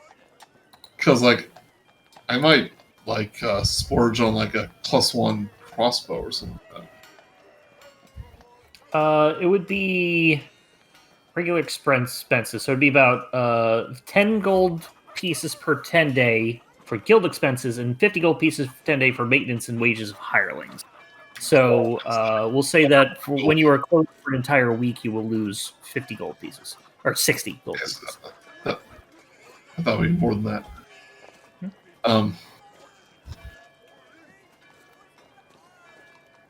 I mean, like, magic weapon would be like 500 gold. I can get out my ledger and take a look. What specifically are you looking for? Think about getting a +1 crossbow and How crossbow. much gold we got from that mission, so that would work out pretty good. If it costs that much, I think +1s might be more, but we'll take a look. For what I remember, it's 500. Yes, you have been looking at the deal up recently. Let me see if I can find where I have my thing. Mission shops.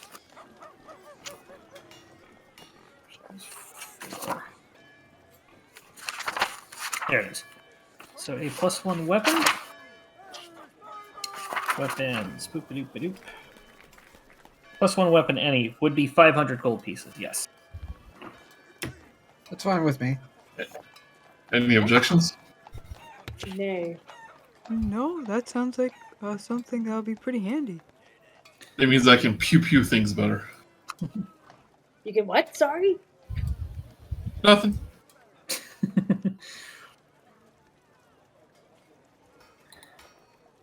Go ahead and subtract that from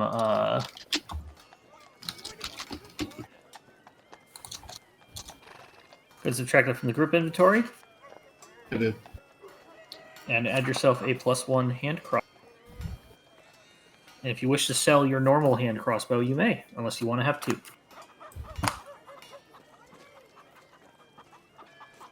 Anybody looking for anything else?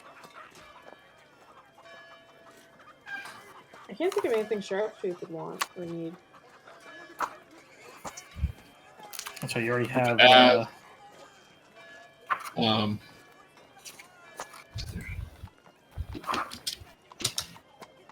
gonna add 38 gold pieces. Okay.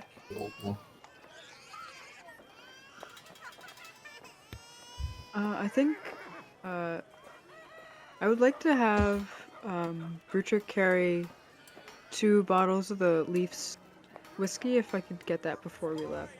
Okay, yeah, you can fill up some flasks and just go ahead and note that down somewhere. Yeah. Extra items. Might be good to bribe people. Yeah.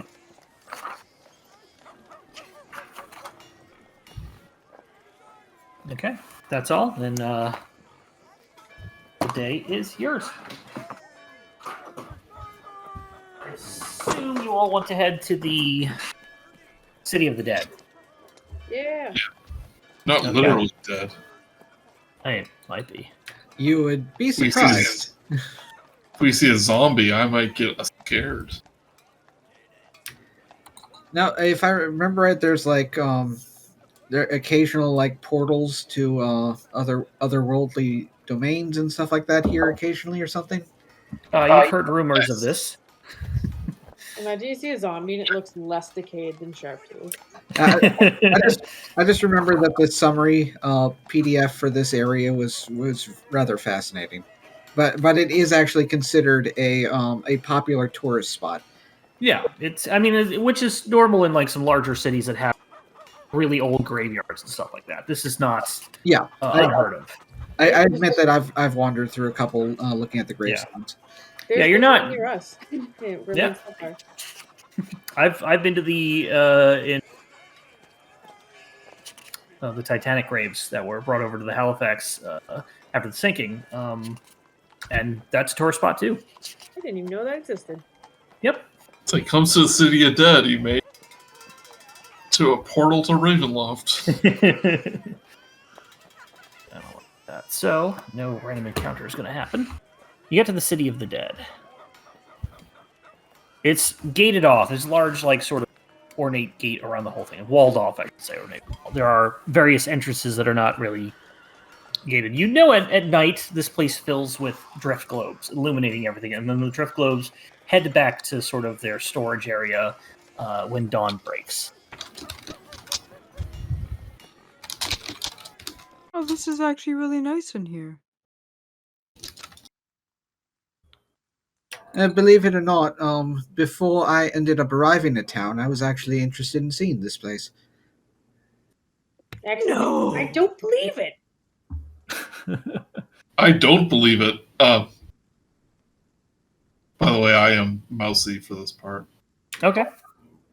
So, you know, it's like, I don't believe it, Simon. You seem to be scared of your own shadow.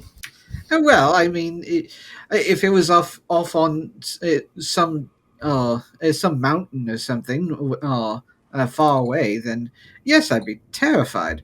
But I mean, it's in the middle of the city. It's got to be safe, at least during daylight hours, I would assume.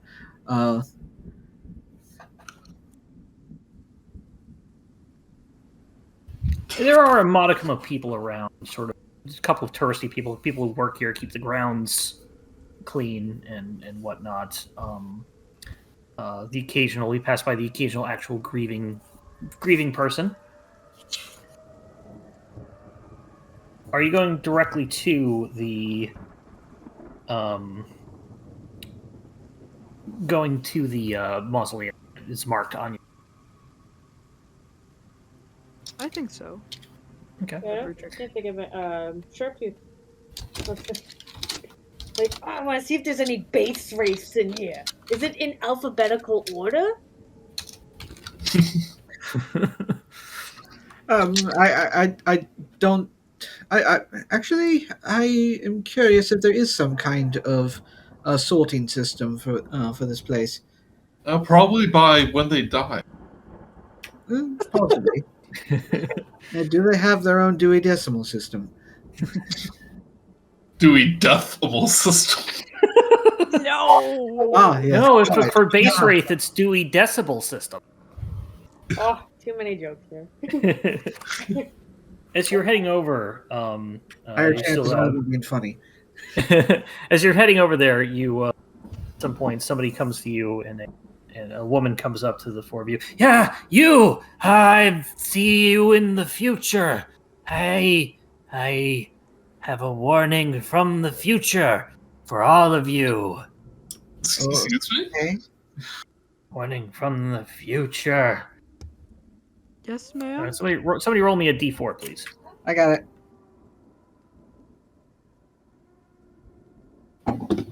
2. The most ominous of numbers. I see the four of you nearby, separated. Dark rooms. One of you talking to some sort of creature thing. No. I don't know. None of you can see each other. She sort of snaps back at it. It's like, oh. I would be very wary if you find yourself in some situation where you can get separated. Thank you very much. Yes, quite. Okay. When she leaves, does she do this? When she leaves, does she do this to anyone else? Make a perception check as she walks by. So she does sort of leave without sort of giving you a closure, or she doesn't beg for money or anything like that. She turns the corner and disappears. You know, What a nice but mysterious lady. Has that ever happened to anybody? Crazy lady runs up to you, gives you a prediction, then vanishes. Not particularly. Though oracles are rather rare, if she was one. Okay, so let's do our best not to get separated. Do we really ever try and get separated usually? I guess now's not the time to try it out.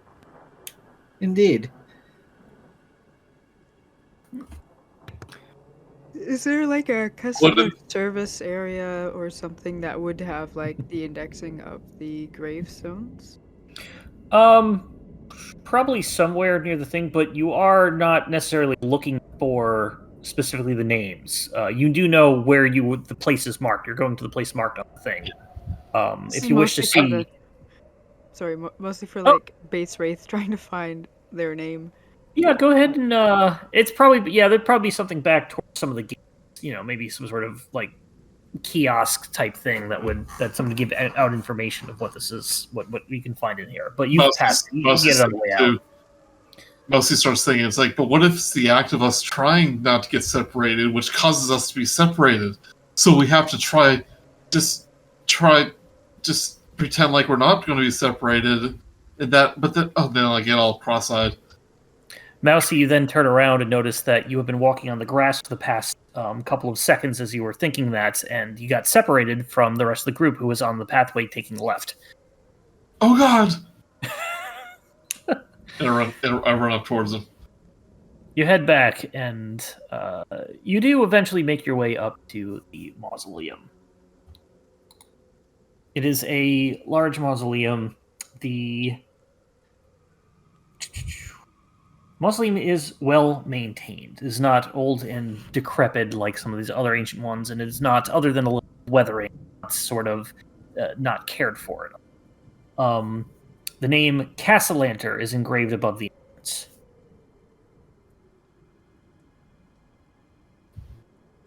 Hey, we found it.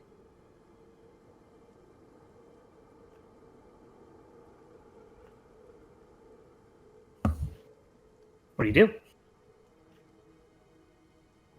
I guess we should go inside. Yeah, let's just check, see if the door's unlocked. Are we allowed to? I'm not exactly sure what the custom is here. Yeah, me neither, actually. You would know that it's not necessarily like you're not breaking in or anything to a place if the door is open. This is sort of essentially a park. It's a large park. Oh, as we're referring to the mausoleum itself. Right. You don't think that you saw mausoleums. You don't know this one. You wouldn't think it would. Just entering would be problematic. Okay. As long as someone doesn't loot the place, we should be fine. Aye, Sharptooth. I mean, would this be another wait until dark moment so we don't get questioned? No, probably not. Seen by people? There's nobody in the general vicinity. This is a sparsely populated area. Just a sort of a walking trail in a park. So nobody around in the nearby that would be problematic. I kind of think Simon needs maybe a quick detect magic, make sure this place isn't booby trapped. All right. Although if it's just in public, it may not. That's fine. A random person could touch it, maybe. All right, I'll cast detect magic on myself, and good for 10 minutes. All right. Other than your magical items, you don't see anything around nearby that is magical. Maybe a few spots here and there of where the drift globes sort of end up as they are magical things, but the door itself in the mausoleum, from what you can see, has no magic emanating from it. Nope, we're in the clear. Ah, easy. Let's open it up. That lasts for like an hour or so. 10 minutes. 10 minutes. I'm going to put an eye symbol on you so you can see things. You never know what you're going to find. All right, well, who goes up? Who's brave enough to face the door? Well, I think Mousey said he was opening it. Mousey and Sharptooth. Mousey heads up as Sharptooth sort of follows behind. And you both go to it. The door does not open. Appears locked. Wow, Mousey, look over there for a second for no reason. Using thieves' tools. Go ahead and make a Thieves' Tools dexterity check.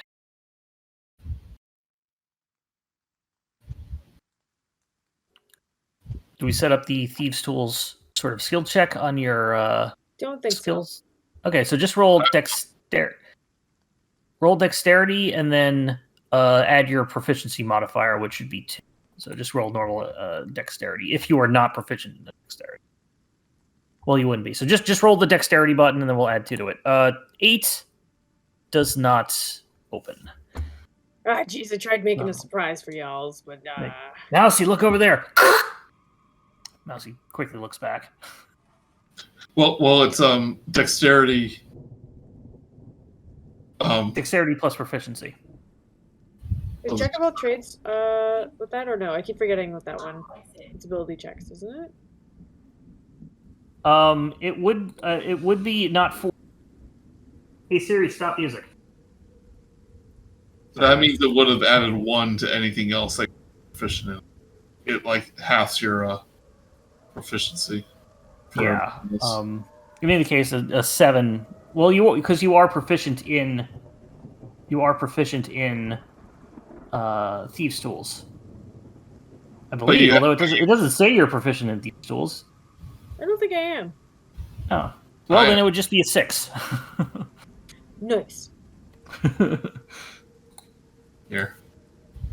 Mousey, are you trying? Make a Thieves' Tools check, please. 24. 24. Just hitting it like back into the tools. So, yeah, Sharptooth tries to do it surreptitiously. Mousey turns back. Sharptooth tries to hide them behind his back. Let me see those, and then turns them around in the right direction. Manages to open it up, and the door unlocks. Oh yes, there's also the here as well. Who's here? The autumn wind. So the wind that could be making ranged effects, ranged things. Disadvantages still on. But do you open the door? It's +3. I totally didn't try and break in there, but I probably loosened that for you. Oh yeah. Opening the door, you see a few graves, sarcophagi, and coffins, stone coffins around the crypts, and stairs leading down to a lower level. I want to look on the floor. Is there any like dust or anything that's been disturbed? Make an investigation or survival. Are there any windows that point into here, or is this where we're all using our night dark vision? There's a couple of tiny windows and the tops of the things. Nothing that is sort of you can look out and see the view type window. Bathroom windows which give light but keep privacy. Okay, yeah. Investigation. Just for a passive daylight light. You do see footprints crisscrossing through the dust. Leading to the stairs or one of the coffins? Leading to the stairs. Okay. I say no need. I don't think there's a need to search for the. They look undisturbed. I wasn't really planning on it. Heading downstairs? Yeah. Yeah. Or All right. while we're in here, I'll use my cast-off armor to turn direct. To turn into just a. Okay, you head down the stairs. Oh, See, this is a lot easier where I don't have to hide, and as since we just got it, may as well use it.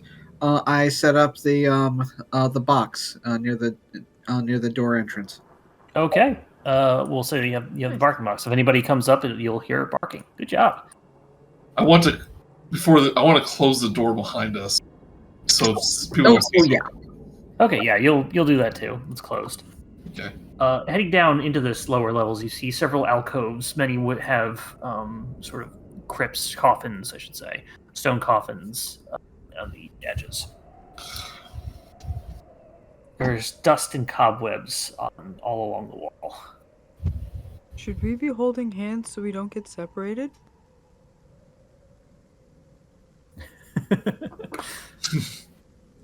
I mean, I guess. Brutrik It's like, gripped his hand. so yeah, that's a really good idea. But I'm actually doing it because I'm scared. Hey, Brutrik grabs Rat King's hand. You all now are holding weapons.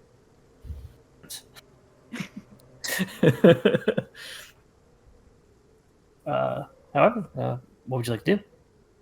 Do our best to if we can still see a footprint trail in the dust. Try to follow. You do see the foot trail. It sort of zigzags a little bit. Leaves a little. It's harder to follow toward down here. However, it's still plenty of dust that it makes it obvious.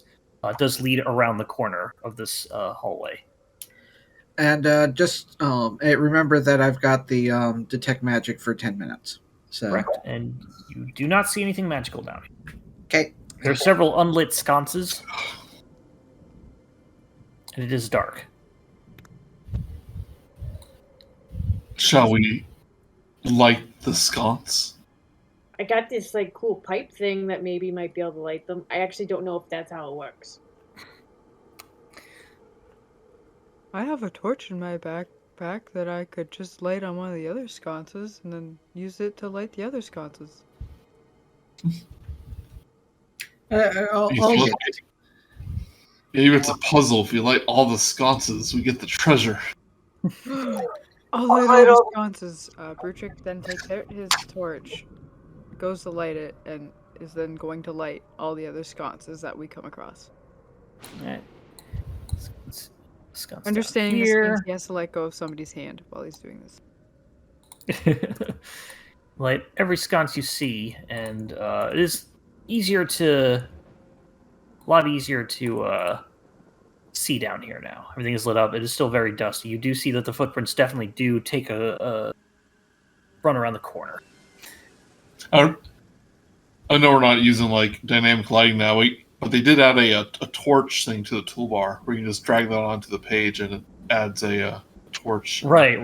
But these I at least want to let you see that there. But yeah, if I have any others, Just letting you know. If you didn't know that before. Yep. So I can do. Everybody just standing there holding hands. Well, yeah, we're lighting sconces and we're moving. Yeah, go Light all the sconces and no hidden door. Oh, Well, I guess we better. Well, I guess we better just keep going then. Maybe yeah. that means we need to do more torches. I want to randomly look at like a name on one of these coffins. See what it says. Okay. It does say Castellanter on it. I don't have a. Think of names. Where's my name? Bob Castellanter. Billy job, bow job, or something. Bija Castellanter. As you walk around the corner, however, more interestingly are the bodies Oh, on the floor.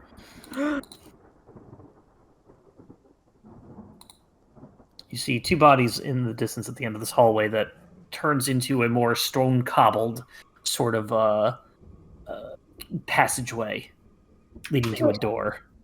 what are you doing out of your coffins? Yeah, there you go. Little Scams.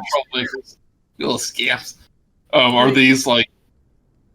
How are they decayed bodies or like what are they? You gotta get a little closer to tell. You can try from a distance. Give me a medicine check with a disadvantage, or you. I mean, I'm walking up. You find a third body in an alcove.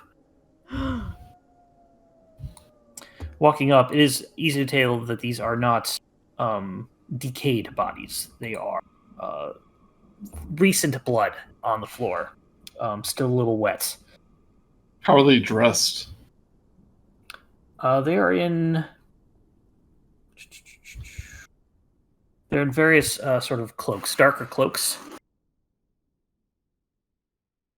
I know this sounds stupid, but I didn't expect dead bodies down here.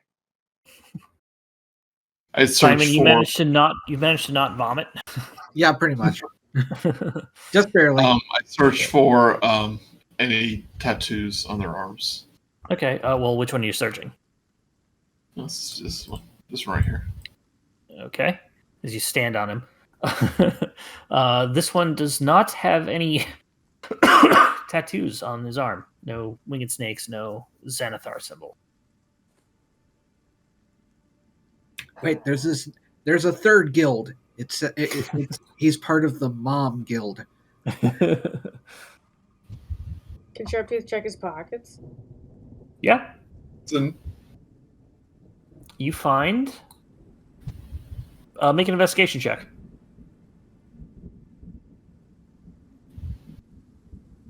You find a button. Oh, wow. Maybe that's why he died. Sweet.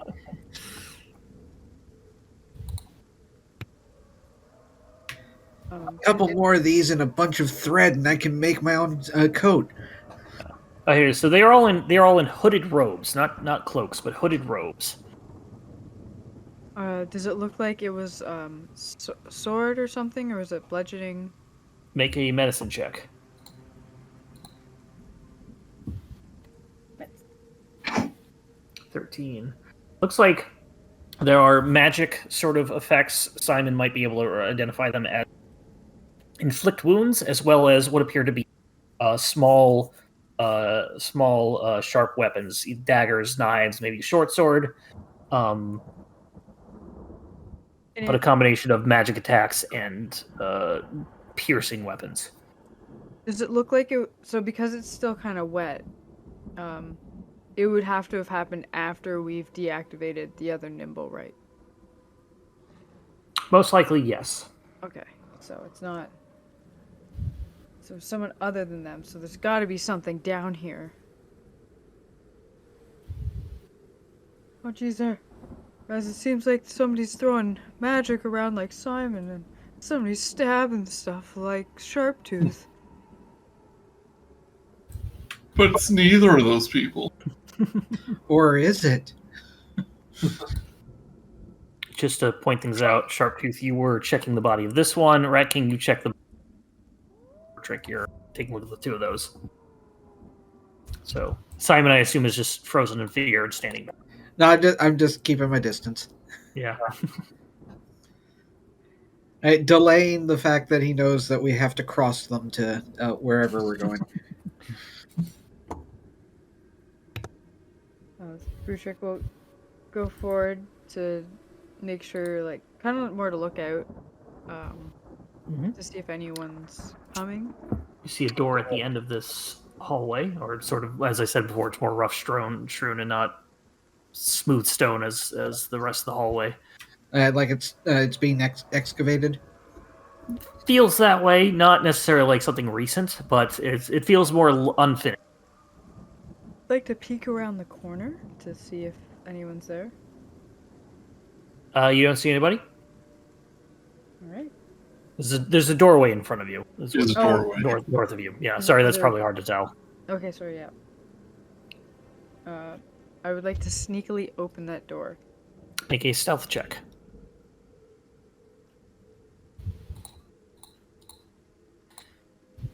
The door, barely a squeak. You see a coffin made of wood.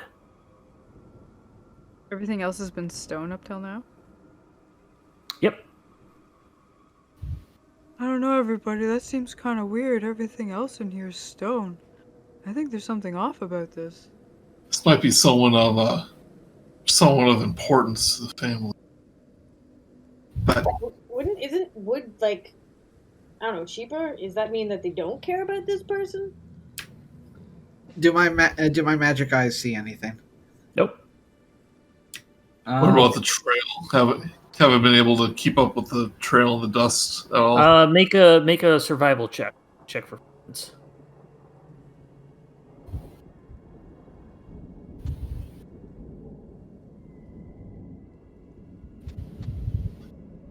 $17.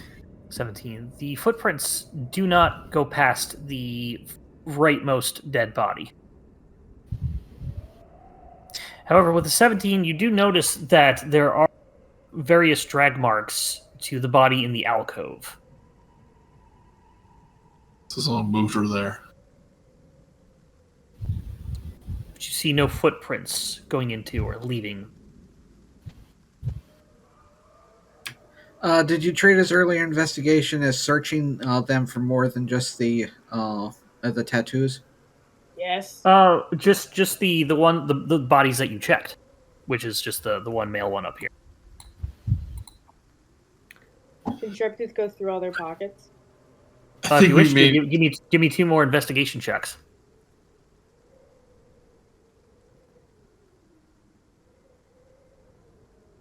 Natural 20 and a 15.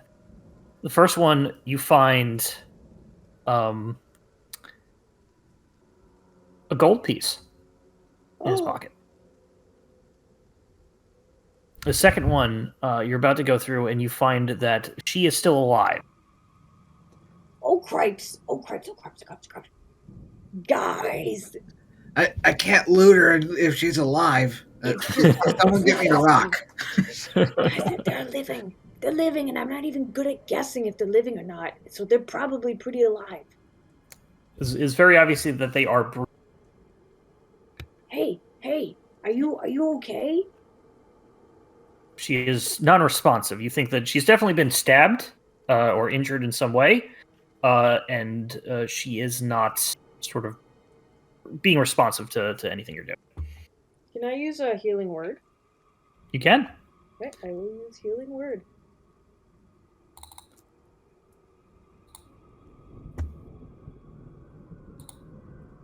Don't worry, he's all right. 5. Just listen to my soothing voice, and you'll heal right up. As the magic goes into the body, you suddenly are.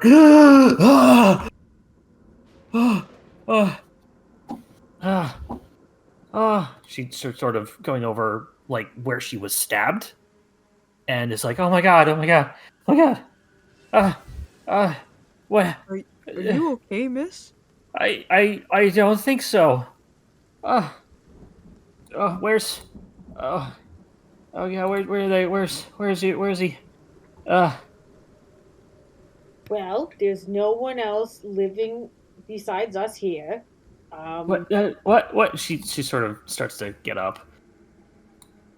Oh, I'm sorry. I moved this here. I forgot it was. That should happen now. And this goes away. Oh well, she's a cult. Wait. Yeah. Oh, is her? Wait, what? She has the cultist cycle. Oh, yeah, that's probably what they took. She is obviously in very similar robes to the other two, but she goes and continues and kind of like just pushes through Sharptooth and Brutrik. Goes down. Excuse me. She should be layer, move to front, so she is over people. Goes over this. Starts turning this one over in particular, and just kind of like. She sort of just starts to break down as she realized that he's dead. Okay, calm down. Who stabbed you? Make a persuasion check for the calming down. As telling somebody who is hysterical to calm down doesn't work. 11.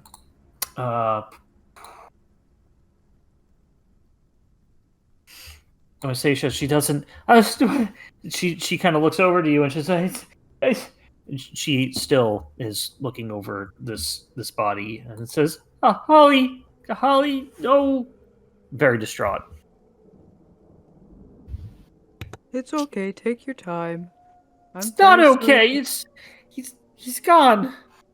No, sorry. No, that was my bad. I meant it's okay for you to be feeling a lot right now. Not that he's dead. That's terrible. I'm sorry I wasn't very clear in communicating earlier. Oh yeah. So She- please do whatever you feel like you need to do. Do you want a hug? Maybe. Well, okay. Well, if that turns into a firm yes, I'll be right here. But Okay. Yeah. Where are the? Looks over at the other dead body. Now where's other ones in the same robes? Same robes. They did this. There's no one else. You're the only three we found down here. Was you didn't see anybody else? Not Arn, Sophia? None of them. No one else. We've only just arrived.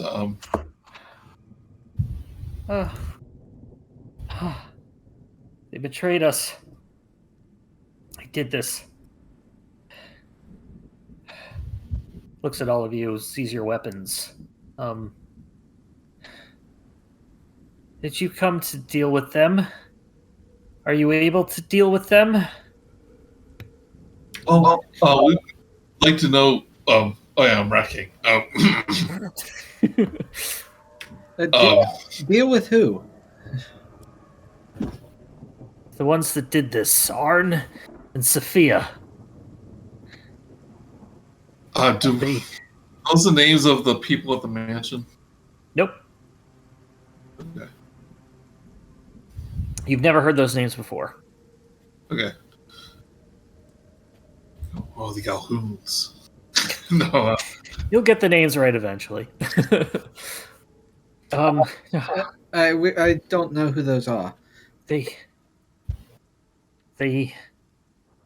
came here to get something. And as soon as we got it, they attacked me. And crawled over into that alcove. They must have stabbed Holly and Keith over there. Was what you're looking at a stone, perhaps? Yeah, a very like grapefruit-sized stone. Maybe not grapefruit, small grapefruit. I have to look up the actual size, but a large stone. Small grapefruit, large orange. Yes. Oh, it's very important to know what fruit is most comparable to. Yes, I wasn't holding it. I was in the back. Attacked first. Luckily, they're not very good at this. I say, the stone isn't here. I don't care about that anymore.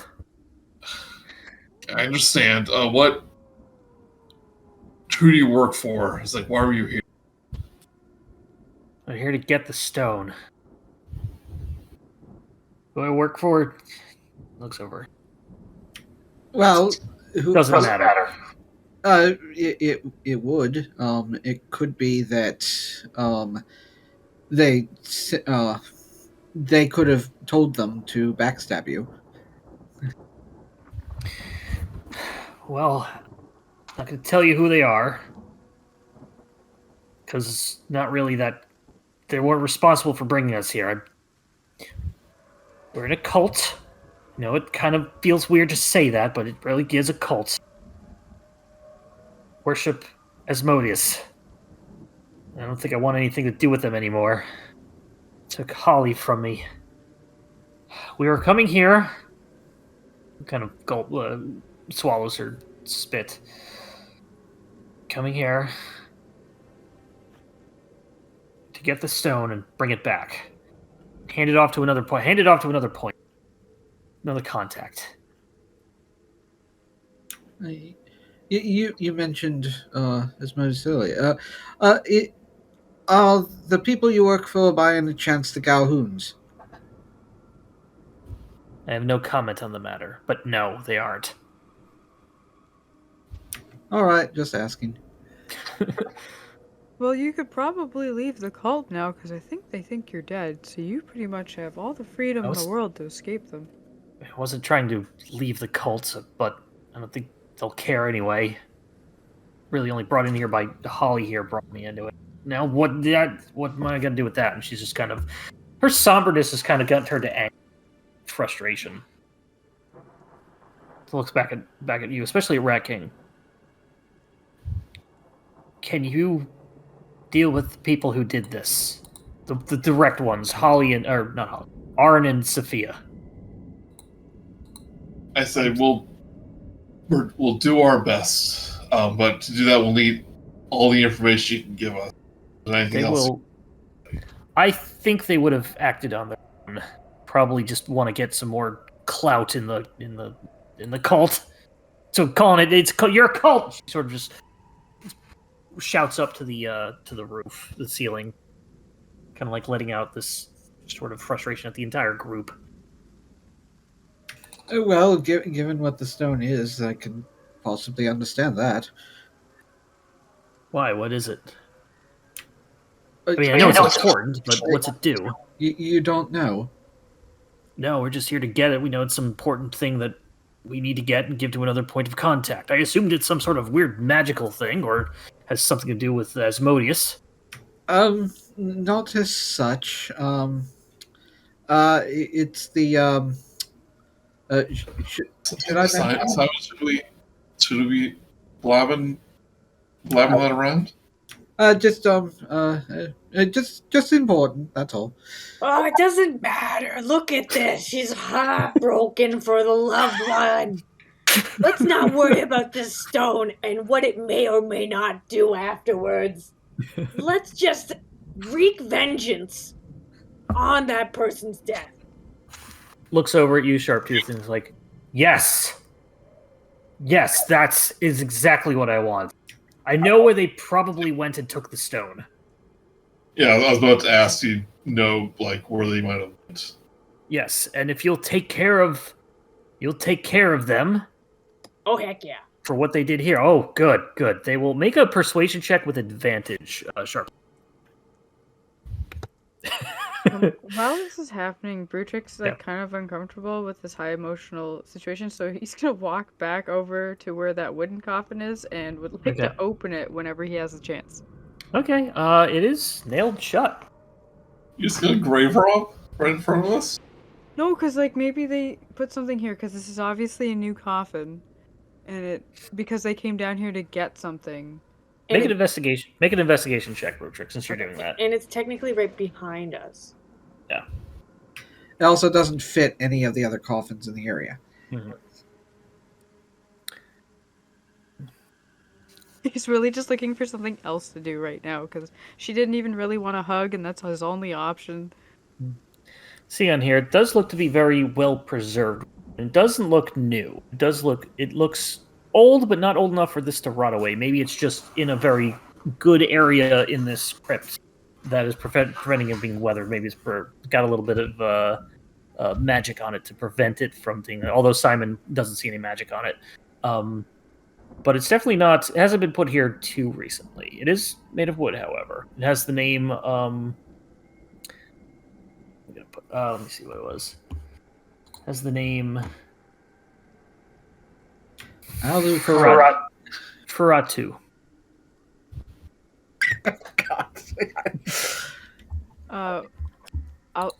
We'll just kind of creak open the lid, just to peer in.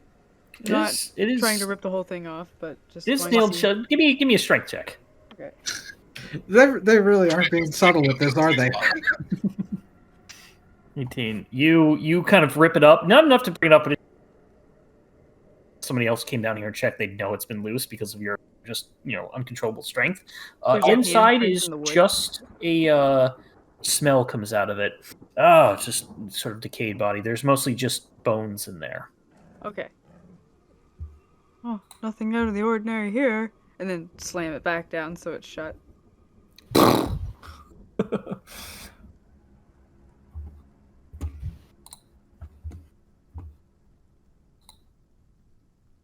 And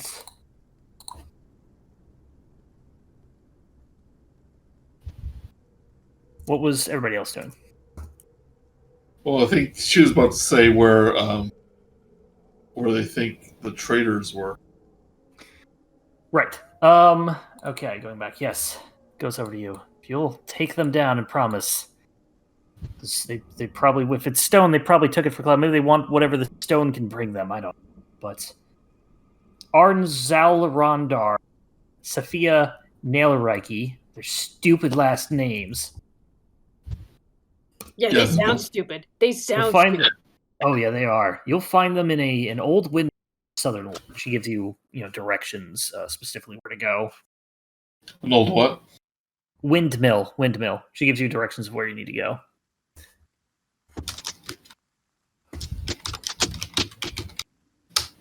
Windmills are fun.